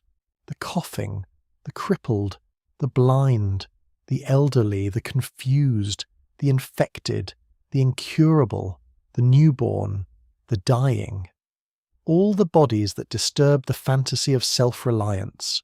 All the lives that proved independence could be broken by chance, age, childbirth, contagion, labour, and time. In that sense, the infirmary was the most honest room in the workhouse. It revealed what every society struggles to admit. Human beings are fragile. Bodies fail, work ends, families fracture, money disappears, strength is temporary, health is not a moral achievement. Dependence is not an exception to the human condition, but one of its deepest truths. Victorian Britain tried to make dependence shameful. The sick ward proved dependence universal. Labour in the workhouse was not merely work. It was a message delivered through the body. Every cracked stone, every strand of picked rope, every scrubbed floor, every folded sheet, every blistered palm repeated the same lesson. Relief was not to be received in comfort. Bread had to be earned under supervision. Shelter had to be balanced by obedience. The poor body, once admitted, had to demonstrate its submission through movement, ache, and routine. This was not the hopeful labour of a craftsperson shaping wood, iron, cloth, leather, or stone into something that carried skill and pride. It was not the labour of the harvest field under the wide sky, hard though that was, where the seasons gave rhythm and the land answered with grain. It was not even the brutal labour of factory or mine, where wages at least proved that the worker still stood outside the pauper system. Workhouse labour often had no horizon. It did not point toward advancement. It rarely opened a path to dignity. It was structured less to build a future than to mark the present condition of dependency. The institution gave a task, and the inmate performed it because refusal invited punishment. Work became a language of authority spoken through tired muscles. The able-bodied poor were the central target. Officials feared that men and women capable of labour might seek relief too easily if the house became tolerable. So labour had to be unattractive enough to discourage all but the desperate. This did not mean every task was useless. Workhouses needed cleaning, cooking, washing, mending, carrying, gardening, maintenance, and care. Yet alongside necessary labour stood work designed to be tedious, painful, degrading, or deliberately unappealing. The labour yard could be a landscape of endurance. Men breaking stone stood beneath changing weather, the hammer rising and falling in a rhythm that could numb thought. The stones were hard, indifferent, and endless. A man might begin in the morning with some remnant of anger, striking each blow as though answering an insult. By afternoon, anger gave way to fatigue. By evening, the hand shook, the back burned, and the mind had narrowed to the next impact. There was no song in such labour unless someone carried one secretly inside. The sound of stone breaking was not productive music. It was the dull percussion of deterrence. Crack, scatter, gather, crack again. The fragments might serve road construction, but their greater function was symbolic. They proved that the pauper was not being indulged. They reassured guardians and ratepayers that no idle comfort existed behind the walls. Oakum picking carried a different misery. Old rope resisted the fingers. Tar clung to skin. Fibres lodged beneath nails. The work required patience without interest, pressure without artistry. It was slow unmaking. Something once twisted strong enough to serve ships had to be pulled apart into loose strands. The task could be assigned to men, women, children, and the elderly depending on local practice and capacity. It required little training, which made it convenient. It also required submission to monotony, which made it punitive. The hands told the story: split nails, blackened fingertips, raw skin, stiff joints, small cuts irritated by tar and dirt. A person could look down at his own hands and see what the institution was doing to him. These hands may once have planted potatoes, dressed a child, held a tool, lifted a bride's veil, carried a coffin, turned pages of scripture, or shaped a trade. Now they teased apart rope under command. For women, the work often followed the old channels of domestic expectation: laundry, sewing, cleaning, nursing, kitchen labour, and ward work filled the days. Yet in the workhouse these familiar tasks lost the dignity of household meaning. A woman did not scrub her own floor, wash her own child's shirt, or mend garments chosen by love and necessity. She laboured for the institution that confined her. Domestic work, once tied to survival and identity, became another mechanism of control. Laundry work was particularly relentless. Sheets from sick beds, clothing from crowded wards, towels, aprons, blankets, and uniforms moved through the washhouse in heavy cycles. Water had to be heated, soap had to be worked into cloth, stains had to be attacked, linen had to be wrung with force enough to strain the wrists and shoulders. Steam clouded the air until breathing itself seemed like labour. The skin softened, reddened, cracked, and burned. No one had to call this punishment for the body to understand it. Sewing and mending could appear quieter, but quiet was not ease. Women bent over fabric in poor light, repairing institutional clothing, sheets, and other necessities. The needle passed in and out, eyes strained, backs curved, fingers cramped. The work was repetitive, exacting, and endless. Every torn seam returned, every garment wore out. Poverty created its own perpetual repair. Children learned labour as training, but also as social prophecy. A boy given rough tasks was being introduced to the expectation that his body would be used early and cheaply. A girl assigned domestic work was being prepared for service, where obedience, speed, and endurance were treated as virtues. The workhouse did not simply occupy children, it shaped them for the labour market waiting beyond the gate. It taught them to stand when commanded, move when ordered, finish without complaint, and expect little. This was one of the institution's deepest powers. It did not only punish poverty, it reproduced the habits of submission that poverty demanded in the outside world. Yet work without wages carried a special humiliation. In ordinary labour, however poorly paid, a worker could still claim a transaction.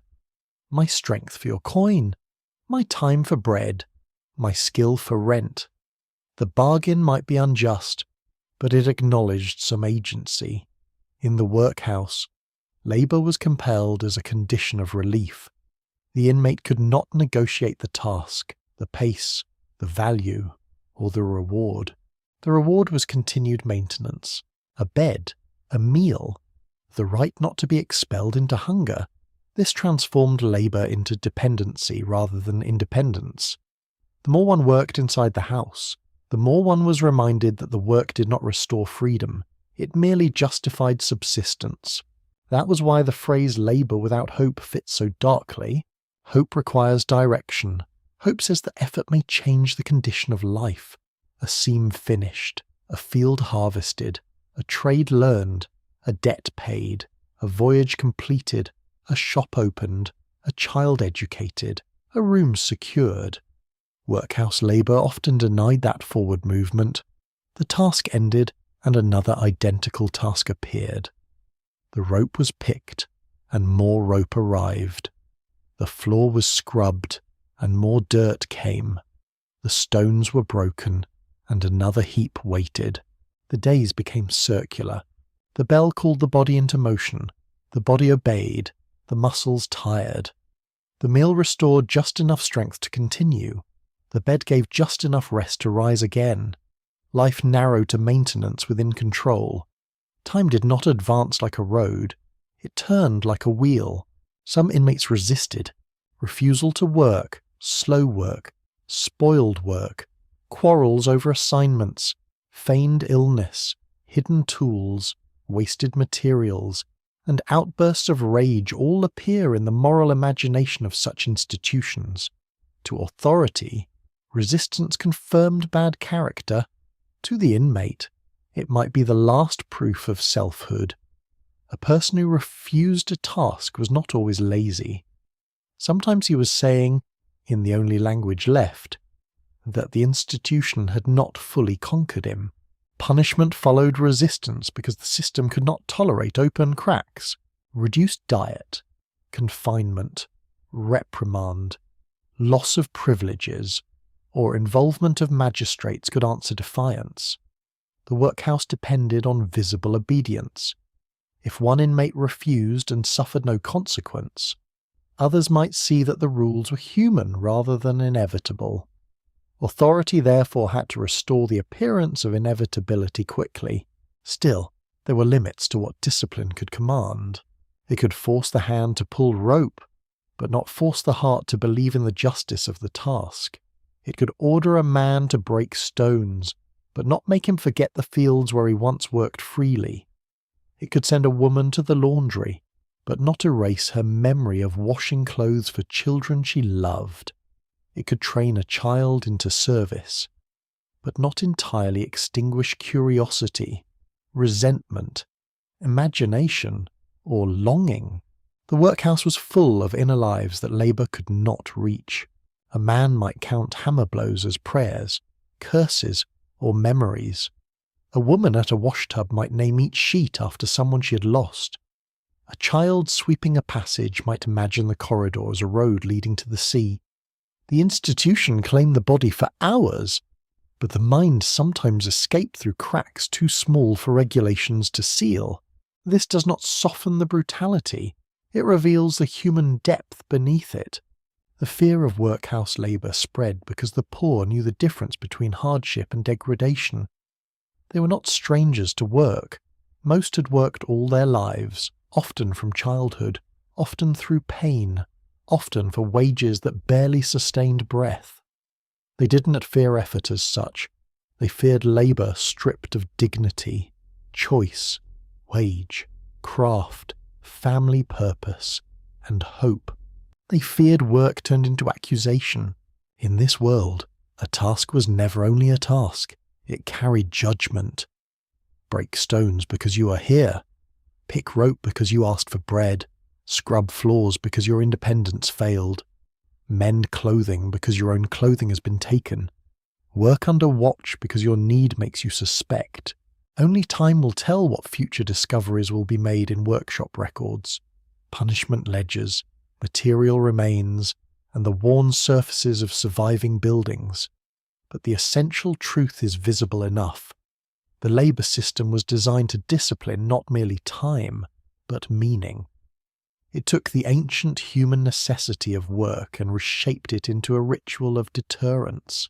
That is why the workhouse frightened people who had never avoided labour in their lives. It was not the hammer they feared, it was the hand that gave it to them. The workhouse was designed to hide suffering in plain sight. Its walls were visible from the road, its roofline stood above lanes, yards, and market streets. Its officers were known by name. Its accounts were discussed by local guardians. Its inmates sometimes came and went.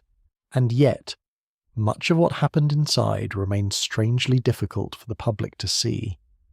The institution stood openly, but its inner life was enclosed by authority, routine, and the low social status of those who suffered there. A complaint from a pauper did not travel easily. The poor were not always believed. Their words could be dismissed as resentment, ignorance, ingratitude, madness, or moral defect. A hungry man who accused an officer of cruelty might be told he was troublesome. A woman who protested neglect might be called disorderly. A child who spoke of mistreatment might be assumed confused or corrupted by bad influence. In a world where reputation mattered and paupers had little, truth often had to climb a high wall before anyone outside would hear it. Yet truth did escape. It escaped in rumours carried through streets. It escaped in testimony given reluctantly before inquiries. It escaped through visiting clergy, medical officers, reformers, inspectors, journalists, and former inmates who spoke after leaving. It escaped in death, when a body became evidence that could not be silenced. It escaped in scandal. Victorian Britain was a society of newspapers, public meetings, pamphlets, committees, letters, sermons, and reform campaigns. The same age that built severe institutions also produced observers willing to expose them. Print became a lantern. Journalism entered places where polite society preferred shadows. Reports of cruelty, starvation, corruption, neglect, filth, and death disturbed the comfortable idea that the workhouse was merely firm but fair. One scandal could awaken a whole district. A story might begin with a death in an infirmary, an accusation of insufficient food, a child beaten, an elderly inmate left unattended, a woman neglected in childbirth, or meat unfit for human consumption. At first, officials might deny wrongdoing. They might blame the inmate, the weather, disease, misunderstanding, or local gossip.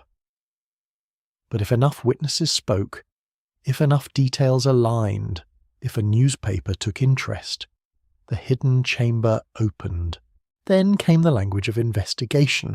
Witnesses were called, officers questioned, books examined, diets reviewed, wards inspected, bedding counted, medical notes compared.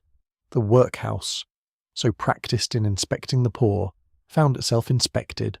Masters, matrons, guardians, nurses, contractors, and doctors could be drawn into public scrutiny. The same administrative machinery that had reduced paupers to entries in ledgers could suddenly be turned upon those who governed them. This reversal mattered. It revealed that the workhouse was not a natural order. It was made by people, run by people, and capable of failure through people. When exposed, cruelty could no longer hide behind necessity. Neglect could no longer pretend to be economy. Bad food could no longer call itself discipline. A dead inmate could no longer be only a line in a register. Corruption was one of the recurring shadows, where institutions bought food, clothing, bedding, coal, medicine, and supplies. Contracts followed. Where contracts followed, profit waited.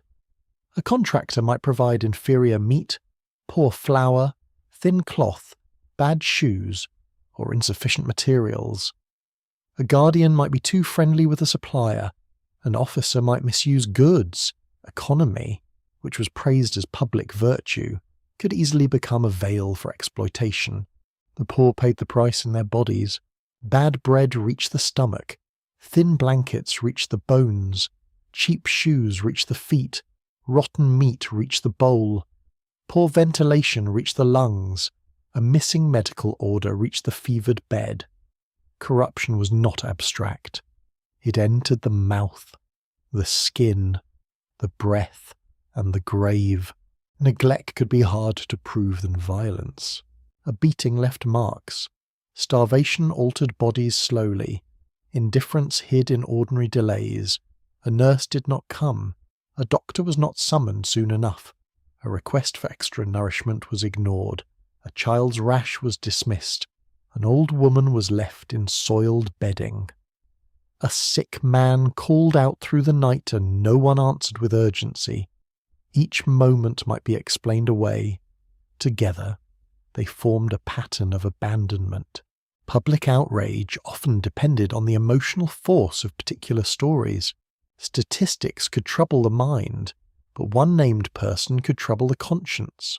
A child dead from neglect, a mother treated with contempt, an aged man denied basic comfort, a woman punished harshly for a small offence, a body found in a condition no society could easily defend. These stories pierced the polite armour of policy because they restored individuality to the pauper. That restoration was dangerous to the system. The workhouse depended on categories. Scandal returned faces.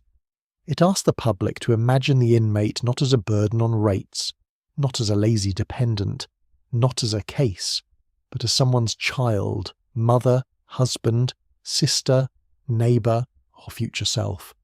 Once that act of imagination occurred, the moral distance began to shrink. Some guardians responded defensively. They insisted that rules were necessary, that paupers exaggerated, that discipline had to be maintained, that ratepayers could not support softness, that critics did not understand local realities. They feared that sympathy would undermine deterrence. They warned that if conditions became too good, the house would fill with the idle. Behind these arguments lay the old anxiety that mercy, unless fenced with shame, would be abused. Reformers answered with a different fear. They feared what happened when suspicion became a governing principle. They feared that economy without humanity turned public relief into cruelty. They feared that people with no power could be harmed precisely because they had no power. Some did not seek to abolish the system entirely, but demanded cleaner wards, trained nurses, better infirmaries, improved diets, proper education for children, and more accountable management. The struggle was not only between cruelty and kindness, it was between two visions of society. One vision saw poverty chiefly as a threat to order and public expense. The other saw poverty as human suffering that revealed the obligations of a community. The workhouse stood at the point where those visions collided. Medical scandals became especially important as the century advanced. The rise of public health, sanitary science, hospital reform, and professional medicine changed expectations. It became harder to defend infirmaries that looked more like holding rooms than places of care. Disease was increasingly understood not as mere fate, but as something shaped by drainage, ventilation, nutrition, cleanliness, overcrowding, and trained attention. The sick poor could no longer be dismissed only as moral failures when their environment itself produced illness. Women reformers also pressed upon the conscience of the age. They entered debates around nursing, maternity, children, domestic labour, and moral treatment. Their presence mattered because they often saw forms of suffering hidden from official male eyes. The shame of unmarried mothers, the vulnerability of servant girls, the neglect of infants, the burden of elderly women, the intimate indignities of wards and laundries, all became harder to ignore when described by observers who understood domestic suffering as experience rather than theory. Still, reform was uneven. A scandal might improve one institution while another remained grim. A new regulation might be written but poorly enforced. A cruel officer might be dismissed and replaced by someone merely indifferent. A diet might be improved, then reduced in practice through poor supply. A ward might be whitewashed while the deeper assumptions stayed untouched.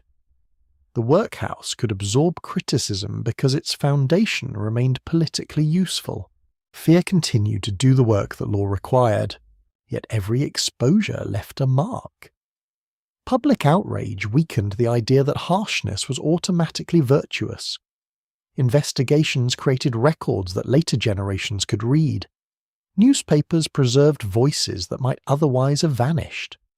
Inquiries forced officials to explain themselves.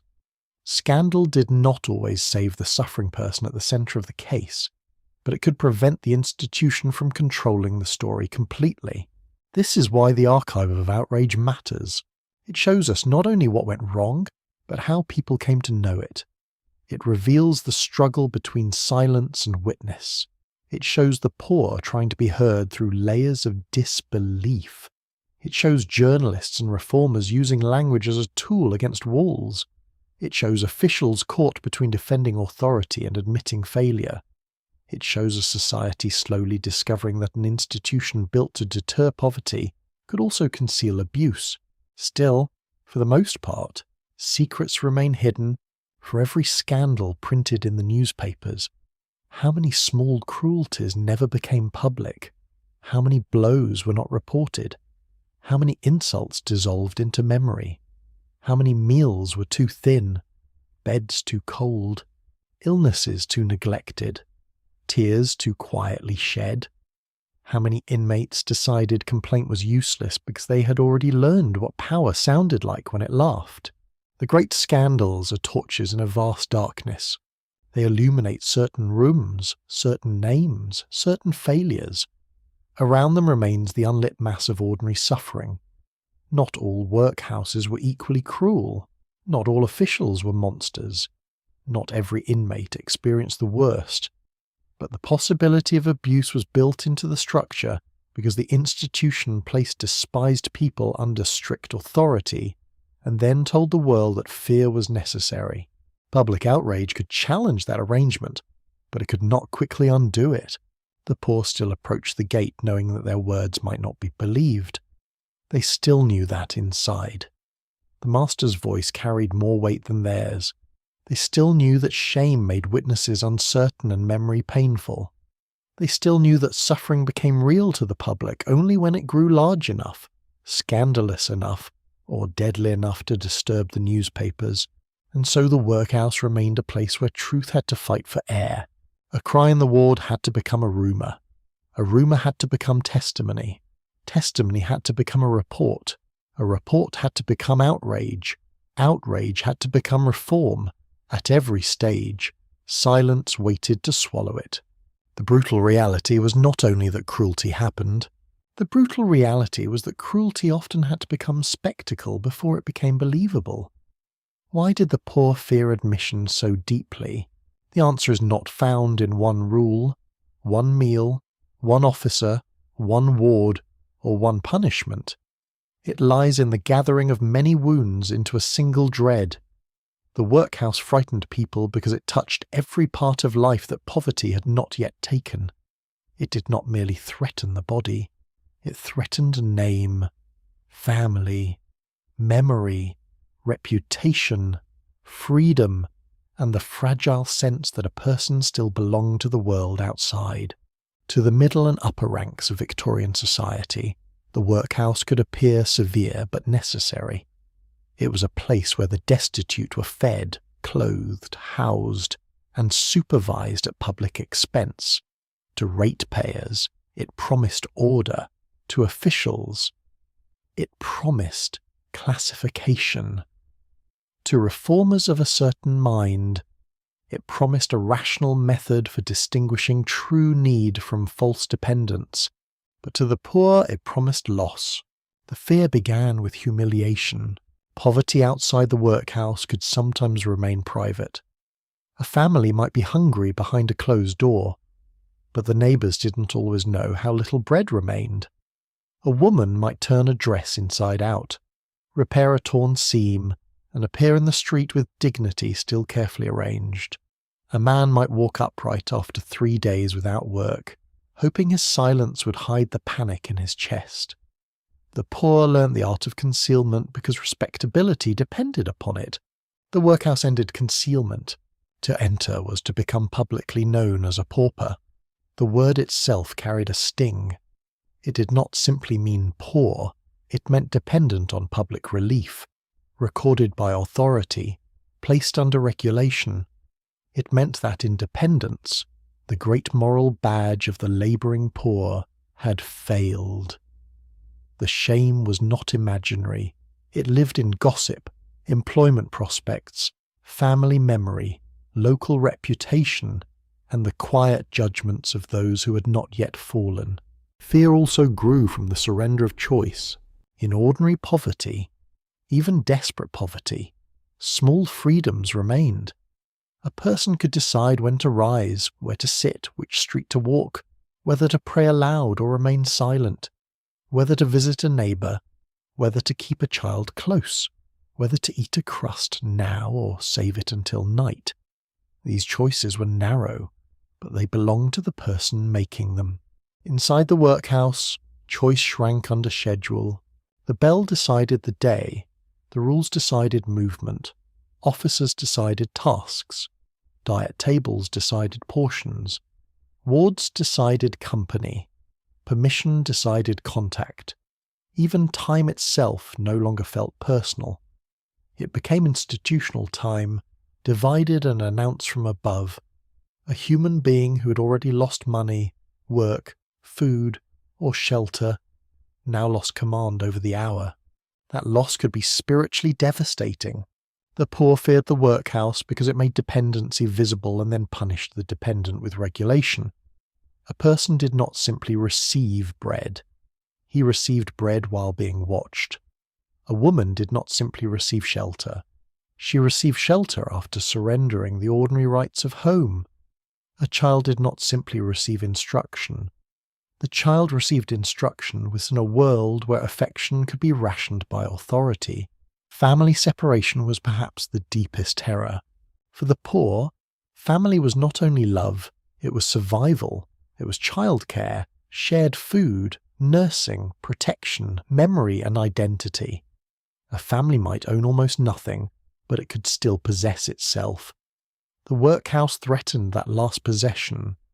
It divided husbands from wives, parents from children, siblings from one another, age from age, sex from sex. The system claimed this was necessary for order and morality. The poor understood it as emotional amputation.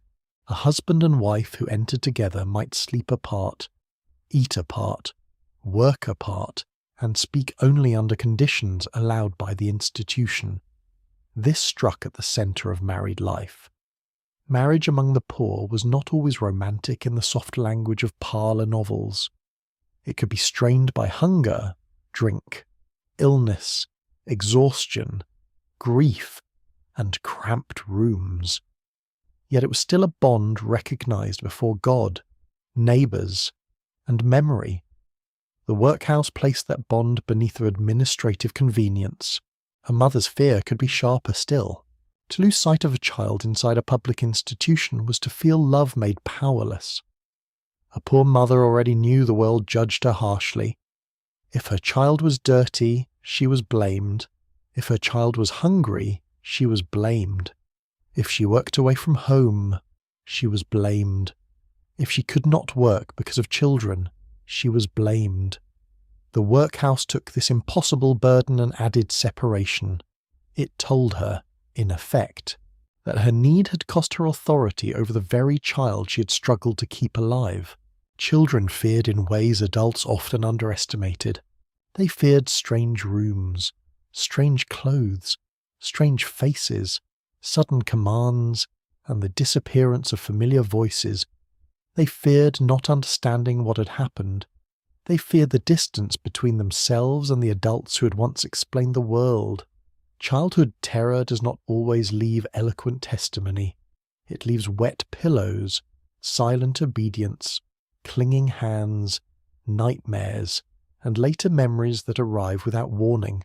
The elderly feared ending there.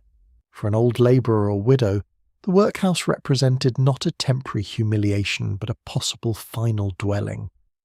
To spend one's last years under rule, to die among strangers, to receive a pauper burial, to leave no home behind.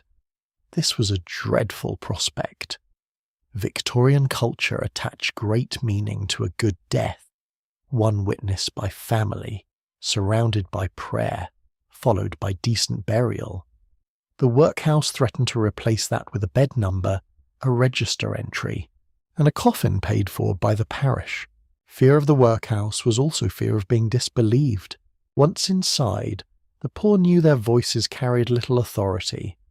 A complaint could be read as insolence, an injury could be minimized, a request could be ignored, a protest could become an offense. The inmate stood in a world where officials wrote the records and controlled the interpretation of conduct. The powerless often understand power with a clarity denied to those who possess it. They knew that once the gate closed, truth itself might not be enough. The workhouse also terrified because it blurred the line between help and punishment. This confusion created psychological cruelty. A starving person was told that relief existed, but relief looked like disgrace. A sick person was told that a bed existed, but the bed stood beneath the shadow of pauperism. A parent was told that children would be maintained, but not necessarily in the arms of the parent. Aid came wrapped in a warning. Mercy wore the clothing of correction. Such a system forced the poor into impossible calculation. Is hunger outside worse than shame inside? Is a child's empty stomach worse than the child's removal? Is sickness in a rented room worse than an infirmary where privacy may vanish? Is freedom meaningful when there is no bread? Is survival worth the loss of self-command? These were not philosophical puzzles. They were decisions made in cold rooms, at pawnshop counters, beside sick beds, and under the eyes of landlords. The poor feared the workhouse because they understood its symbolic power. It was not only a building, it was the bottom of the social world.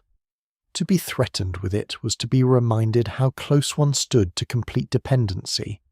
Employers knew this, landlords knew this, parish officers knew this, families knew this.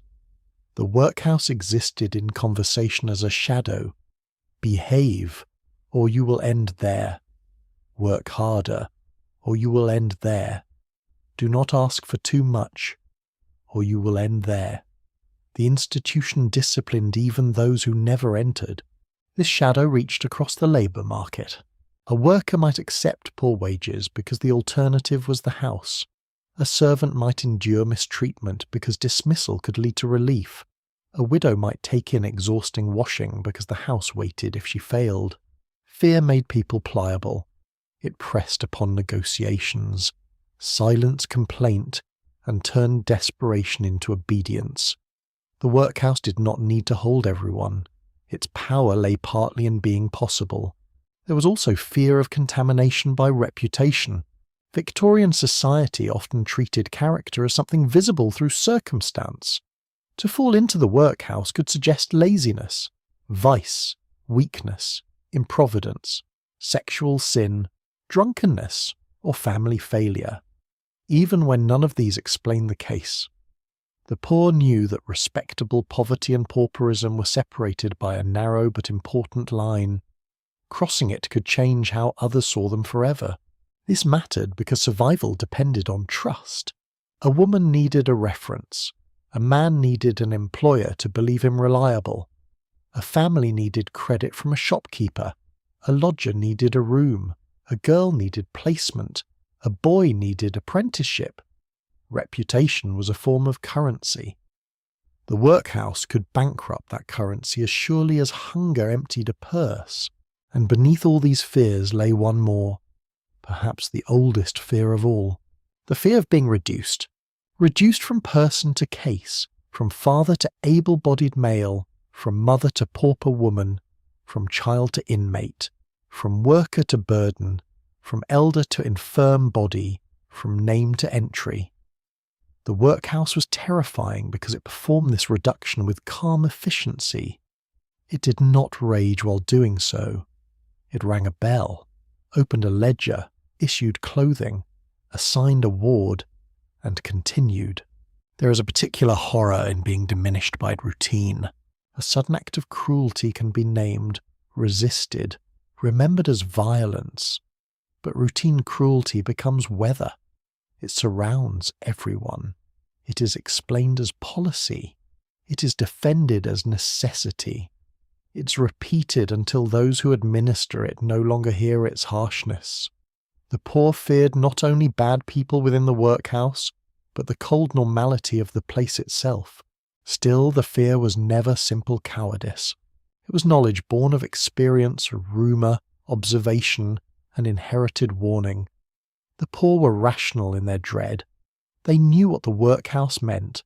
They knew the price of entering.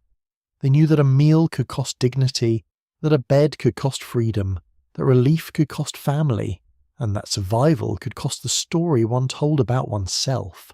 Answerless, adrift to ponder, we might ask what kind of society makes its most vulnerable people afraid to ask for help. The question is not confined to Victorian brick. It follows every age that weighs compassion against suspicion. It follows every policy that fears generosity more than suffering.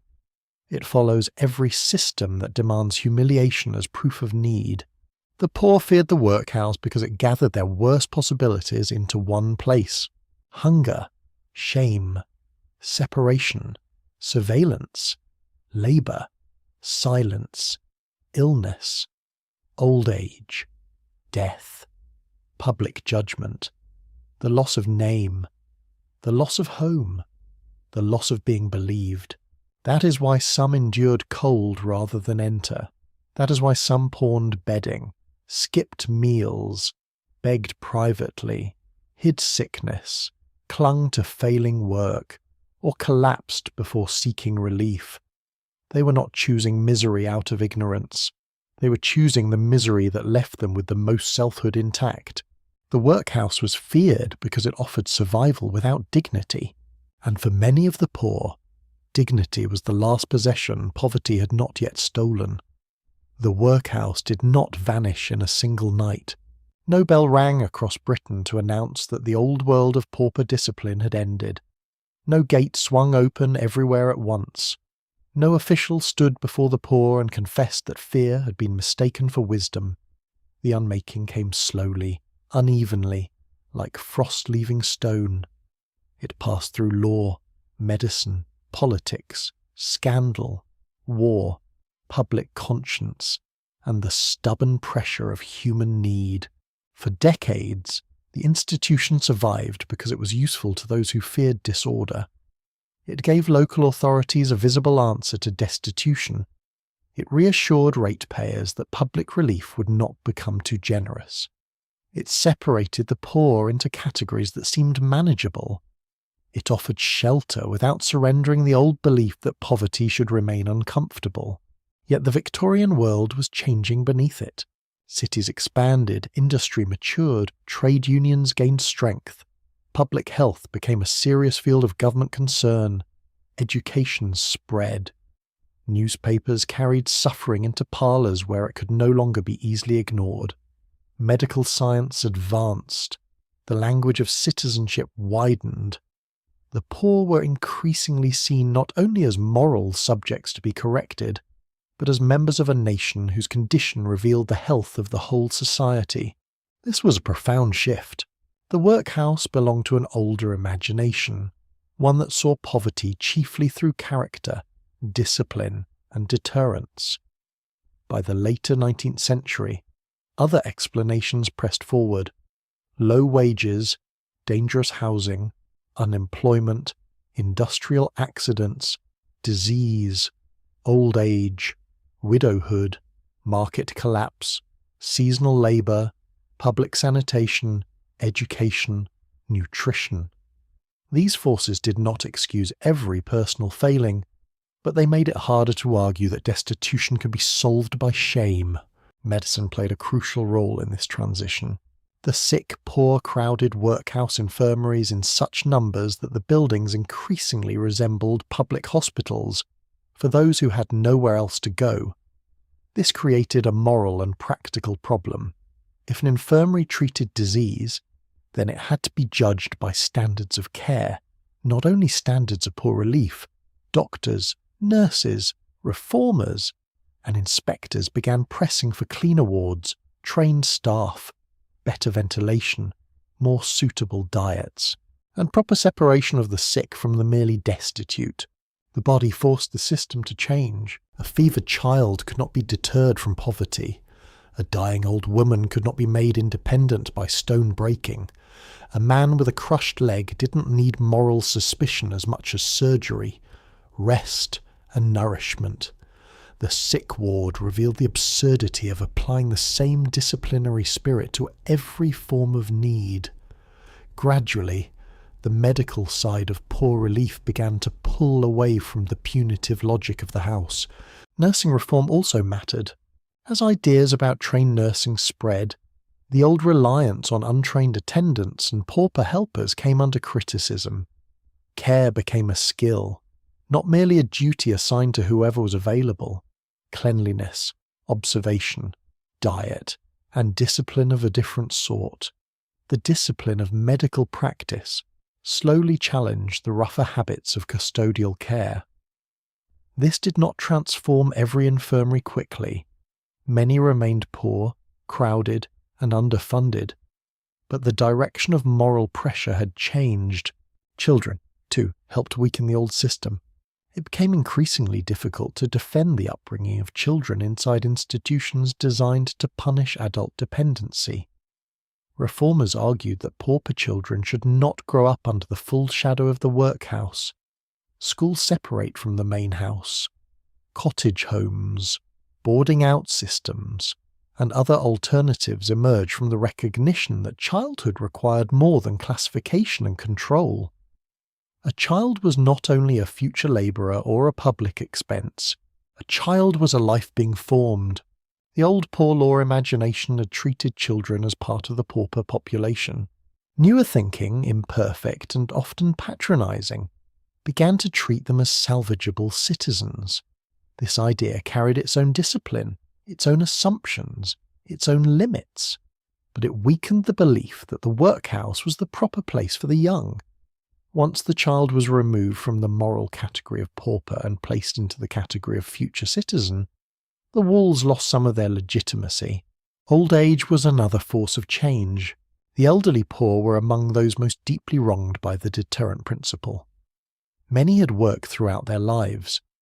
Their destitution was not the result of idleness, but of wages too low to allow savings, families too poor to provide care, illness, widowhood, and the simple exhaustion of the body. The image of aged men and women ending their days in the workhouse troubled public conscience.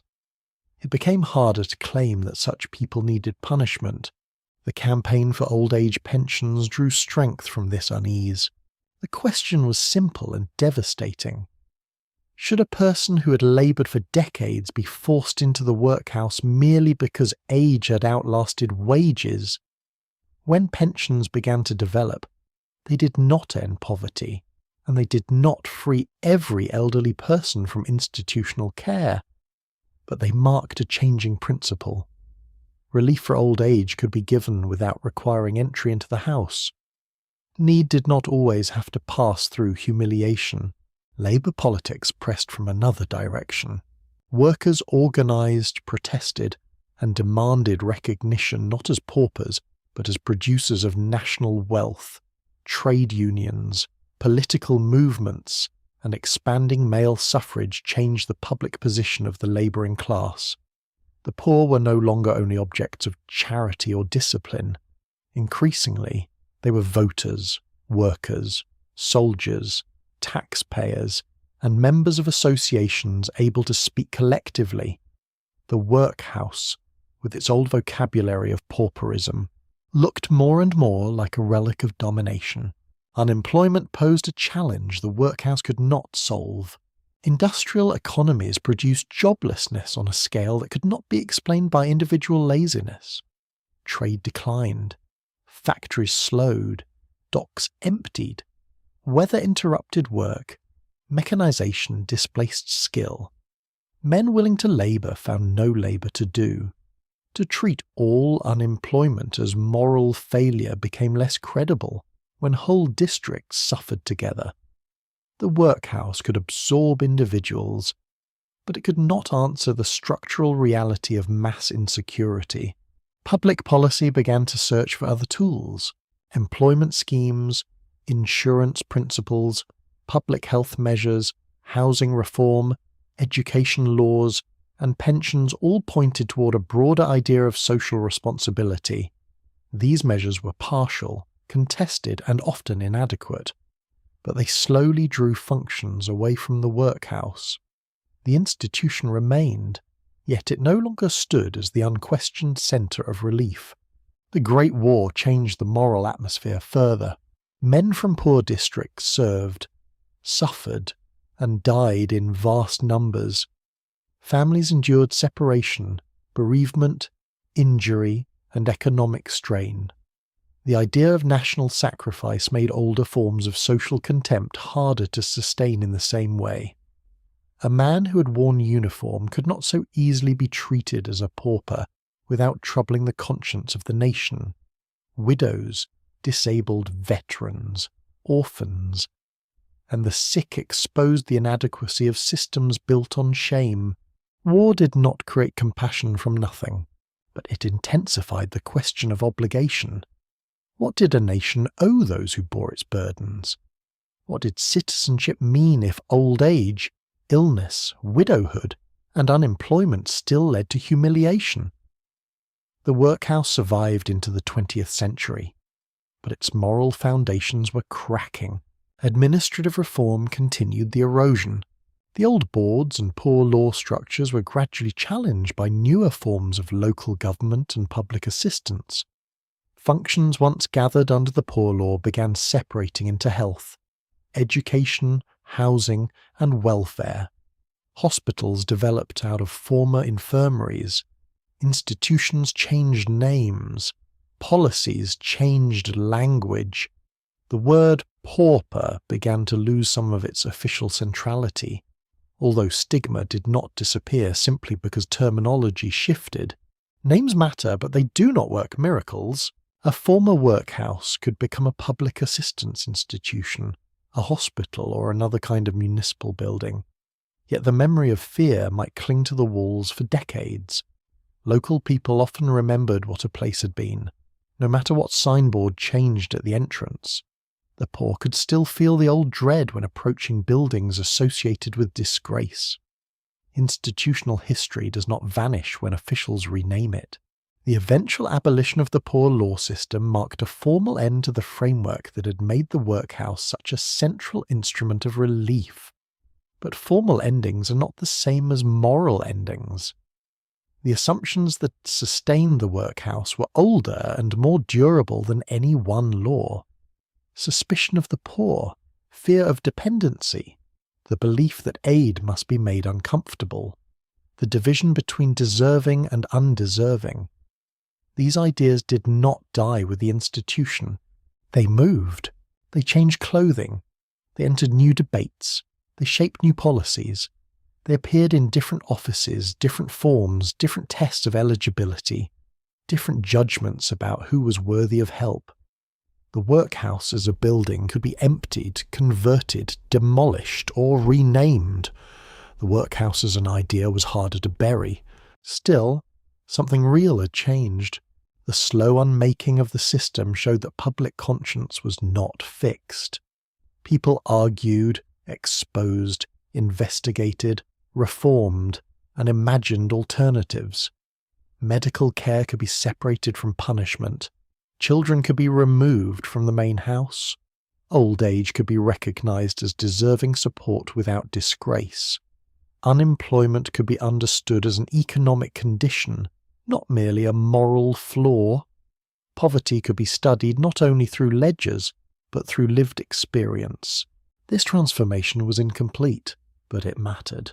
A society that once made fear the gateway to relief began, under pressure, to admit that fear had limits as a governing principle. Human beings did not become better simply because they were humiliated. Children did not flourish because they were classified. The sick did not heal because their poverty was suspected. The old didn't regain youth because the parish wished to discourage dependence. Only time will tell what future discoveries will be made in municipal archives, hospital records, oral histories, and the altered stones of former workhouses. But the visible pattern is unmistakable. The workhouse weakened when society slowly recognized that poverty had causes beyond character, and that care could not be permanently built upon shame. The end came not as mercy descending from above, but as pressure rising from many places, from the sick bed, from the schoolroom, from the newspaper column, from the reform meeting, from the labour hall, from the pension campaign, from the graves of paupers, from the testimony of those who had endured, from doctors, nurses, inspectors, mothers, widows, old men, children, and workers whose lives made the old theory impossible to defend forever. The workhouse did not fall because everyone suddenly became kind. It fell because its contradictions became too visible. It claimed to relieve poverty while making relief dreadful. It claimed to protect morality while breaking families. It claimed to promote independence while confining those already crushed by forces beyond their control. It claimed to save public money while creating suffering that demanded further institutions to repair. It claimed order, but produced shame. It claimed discipline, but often revealed neglect. The system was unmade slowly because it had been woven deeply into law, economy, habit, and fear. But even the strongest walls are not eternal. Rain enters mortar. Roots disturb foundations. New generations ask different questions. Documents once written to control the poor become evidence against those who controlled them. Buildings once meant to humble the destitute become museums, hospitals, flats, ruins, or scars in local memory. The gate that once threatened the poor becomes an object of historical judgment, and in that judgment, the old workhouse loses the final authority it once possessed. It can no longer command silence. The workhouse remains in Britain like a memory that refuses to lie flat. Sometimes it remains in brick. A long frontage beside a road, a courtyard surrounded by altered buildings, a chapel converted to another use, a gatehouse with softened edges, passed daily by people who no longer know what dread once gathered there. Sometimes it remains only in a name: Workhouse Lane, Union Street, Poorhouse Yard. Words surviving after the lives that gave them meaning have vanished into earth. Sometimes it remains in archives, there, in the careful silence of record offices. The poor still wait in ledgers. Their names lie arranged in rows, ink fading but not gone. Age, occupation, religion, condition, date of admission, date of discharge, birth, death, removal, punishment, apprenticeship, burial. The columns are narrow, but the lives inside them were wide. A historian turns a page and meets a child who stayed for 3 months, a widow who entered in winter, a labourer discharged and readmitted, a woman who gave birth under the roof of relief, an old man who died before spring, a family divided into separate categories by the hand of a clerk who may never have imagined that. One day, strangers would read his entries and feel the chill behind them. This is how the workhouse still speaks, not loudly, not with the roar of battle or the thunder of kings. It speaks in totals, in crossings out, in repeated surnames, in the same person returning again and again as hardship tightened its grip. It speaks in the sudden absence of a name from the register. It speaks in burial records, in medical notes, in minutes of meetings where men discussed food, coal, discipline, and cost, while the poor waited elsewhere for decisions that shape their bodies. The stones speak too, where they survive. Stand before a former workhouse and the imagination begins to measure the past against the present. A modern window glows where a ward may once have been. A car park lies over a yard where men broke stones or children stood in lines. A hospital corridor may follow the route of an older passage where paupers once heard keys approaching. A comfortable apartment may occupy rooms that once held the exhausted, the ashamed, the sick, and the old. Buildings do not remember as people remember, but they keep shape. The shape matters. A wall built to divide leaves its lesson even when repainted. A courtyard built to supervise keeps the geometry of watching. A doorway through which the desperate past still gathers meaning, even if the hinge has been replaced and the threshold polished by other feet. The workhouse was a physical argument, and some of that argument remains legible in stone. Yet the deepest legacy is not architectural. It is moral. The workhouse asks what poverty does to the imagination of the comfortable. It asks how easily suffering becomes a category when viewed from a distance. It asks why societies so often fear being deceived by the needy more than they fear abandoning the truly desperate. It asks why help is so frequently tied to tests, suspicion, exposure, and shame. These questions did not die with Victorian Britain. They walk into other centuries wearing other clothes. They appear wherever assistance is made deliberately difficult in order to discourage the undeserving. They appear wherever the poor must perform misery convincingly enough to be believed. They appear wherever bureaucracy turns a human being into a file, a case, a number, a risk, or a cost. They appear wherever the phrase personal responsibility is spoken without equal attention to wages, illness, housing, childhood, disability, age, grief, and chance. The workhouse teaches that humiliation is a dangerous foundation for policy. It may reduce applications, it may satisfy those who demand visible discipline, it may reassure taxpayers that no comfort is being wasted on the idle. But it also drives suffering underground.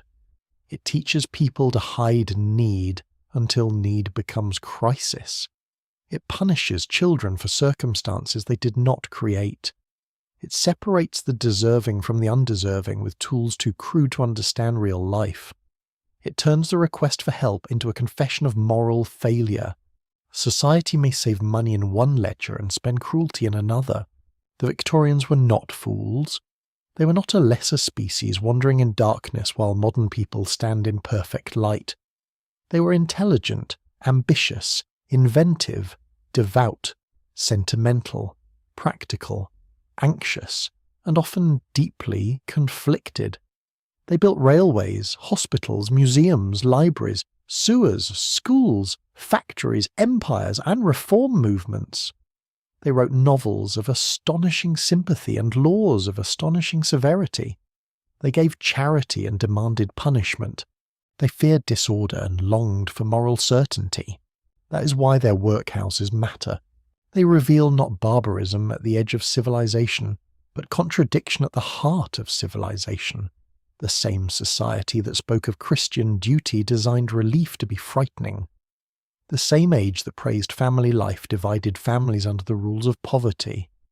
The same culture that honoured labour subjected worn-out labourers to suspicion when their strength failed. The same public that treasured childhood allowed pauper children to grow up under institutional shadow. The workhouse is therefore not merely a place in the past. It is a mirror placed at an uncomfortable angle. In that mirror, we see the poor not as a separate people, but as ourselves under different weather. One illness, one lost wage, one dead husband, one failed harvest, one closed factory, one child born into debt, one injury on a road, in a mine, at a loom, beside a dock. The distance between independence and dependence has always been thinner than pride admits. The poor feared the workhouse because they knew this truth from below. They knew that dignity could be fragile. They knew that reputation could vanish faster than hunger. They knew that officials might discuss a life without ever feeling the cold room where that life was lived. They knew that survival offered without respect could wound almost as deeply as abandonment. They knew that a person can be fed and still be diminished. To listen to them now requires patience, not the patience of passive nostalgia, but the patience of historical attention. We must read the ledger and imagine the breath behind the ink. We must stand in the courtyard and hear not only footsteps, but silence. We must look at diet tables and remember taste, at punishments, and remember fear, at infirmary records and remember pain. We must resist the temptation to make the poor into symbols only of suffering. They were also thinkers, workers, parents, neighbours, believers, skeptics, storytellers, singers, sinners, saints, and survivors. Their lives were not small because the records are small. Still, for the most part, secrets remain hidden. The archive does not give us every voice. It does not return the lullabies sung in the nursery, the curses whispered in the labour yard, the private prayers of old women in the dark, the jokes that kept despair from hardening, the last glance between husband and wife across a forbidden distance. It does not tell us how many people walked past the gate and shivered. It does not tell us how many chose hunger outside because shame inside seemed worse. But enough remains to make forgetting impossible. The ledgers remain. The buildings remain. The reforms remain. The scandals remain. The buried dead remain.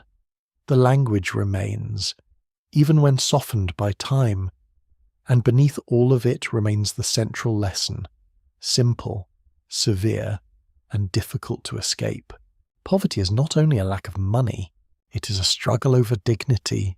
The Victorian workhouse became feared because it took that struggle and placed the full weight of law, architecture, routine, and public judgment against the poor. It told them that help must be earned through abasement. It told them that family bonds could be interrupted by classification. It told them that old age, illness, childhood, and motherhood could all be subjected to the same suspicious gaze. It told them that survival was available, but never free from shame. And yet, the people who endured it were not defeated entirely. Every name in a register is proof of presence. Every complaint is proof of voice. Every scandal is proof that suffering broke through silence. Every reform is proof that cruelty can be challenged. Every surviving building is proof that stone can outlive authority and become evidence. Every remembered story is proof that those reduced to paupers were never only paupers. They were human beings walking through the long road of history, carrying griefs and hopes as real as any king's ambition or any general's command. The past asks us not for easy condemnation, though condemnation has its place. It asks for seriousness. It asks us to understand how ordinary people, using respectable language and legal authority, created a system that made fear a condition of relief. It asks us to notice when similar ideas return. It asks us to keep watch over the border between help and humiliation. Only time will tell what future discoveries will be made in forgotten bundles, sealed parish chests, family papers, burial grounds, and buildings not yet properly studied. Perhaps more names will surface. Perhaps more testimony will be found. Perhaps more local stories will restore faces to those whom policy tried to flatten. But even now, the workhouse stands before us clearly enough. A building of bread and shame, a refuge that wounded, a shelter that separated, a system that fed the poor while teaching them that their hunger was a disgrace. As the night deepens and the old walls fade back into shadow, we are left with a final image, a gate at dusk, a family waiting outside, a child holding tightly to a mother's hand, a father looking at the ground, an old woman leaning on a stick. Inside there is food, a bed, order and survival. Inside there is also surrender. That was the brutal reality. And that is why the poor feared the workhouse. End of script. Good night.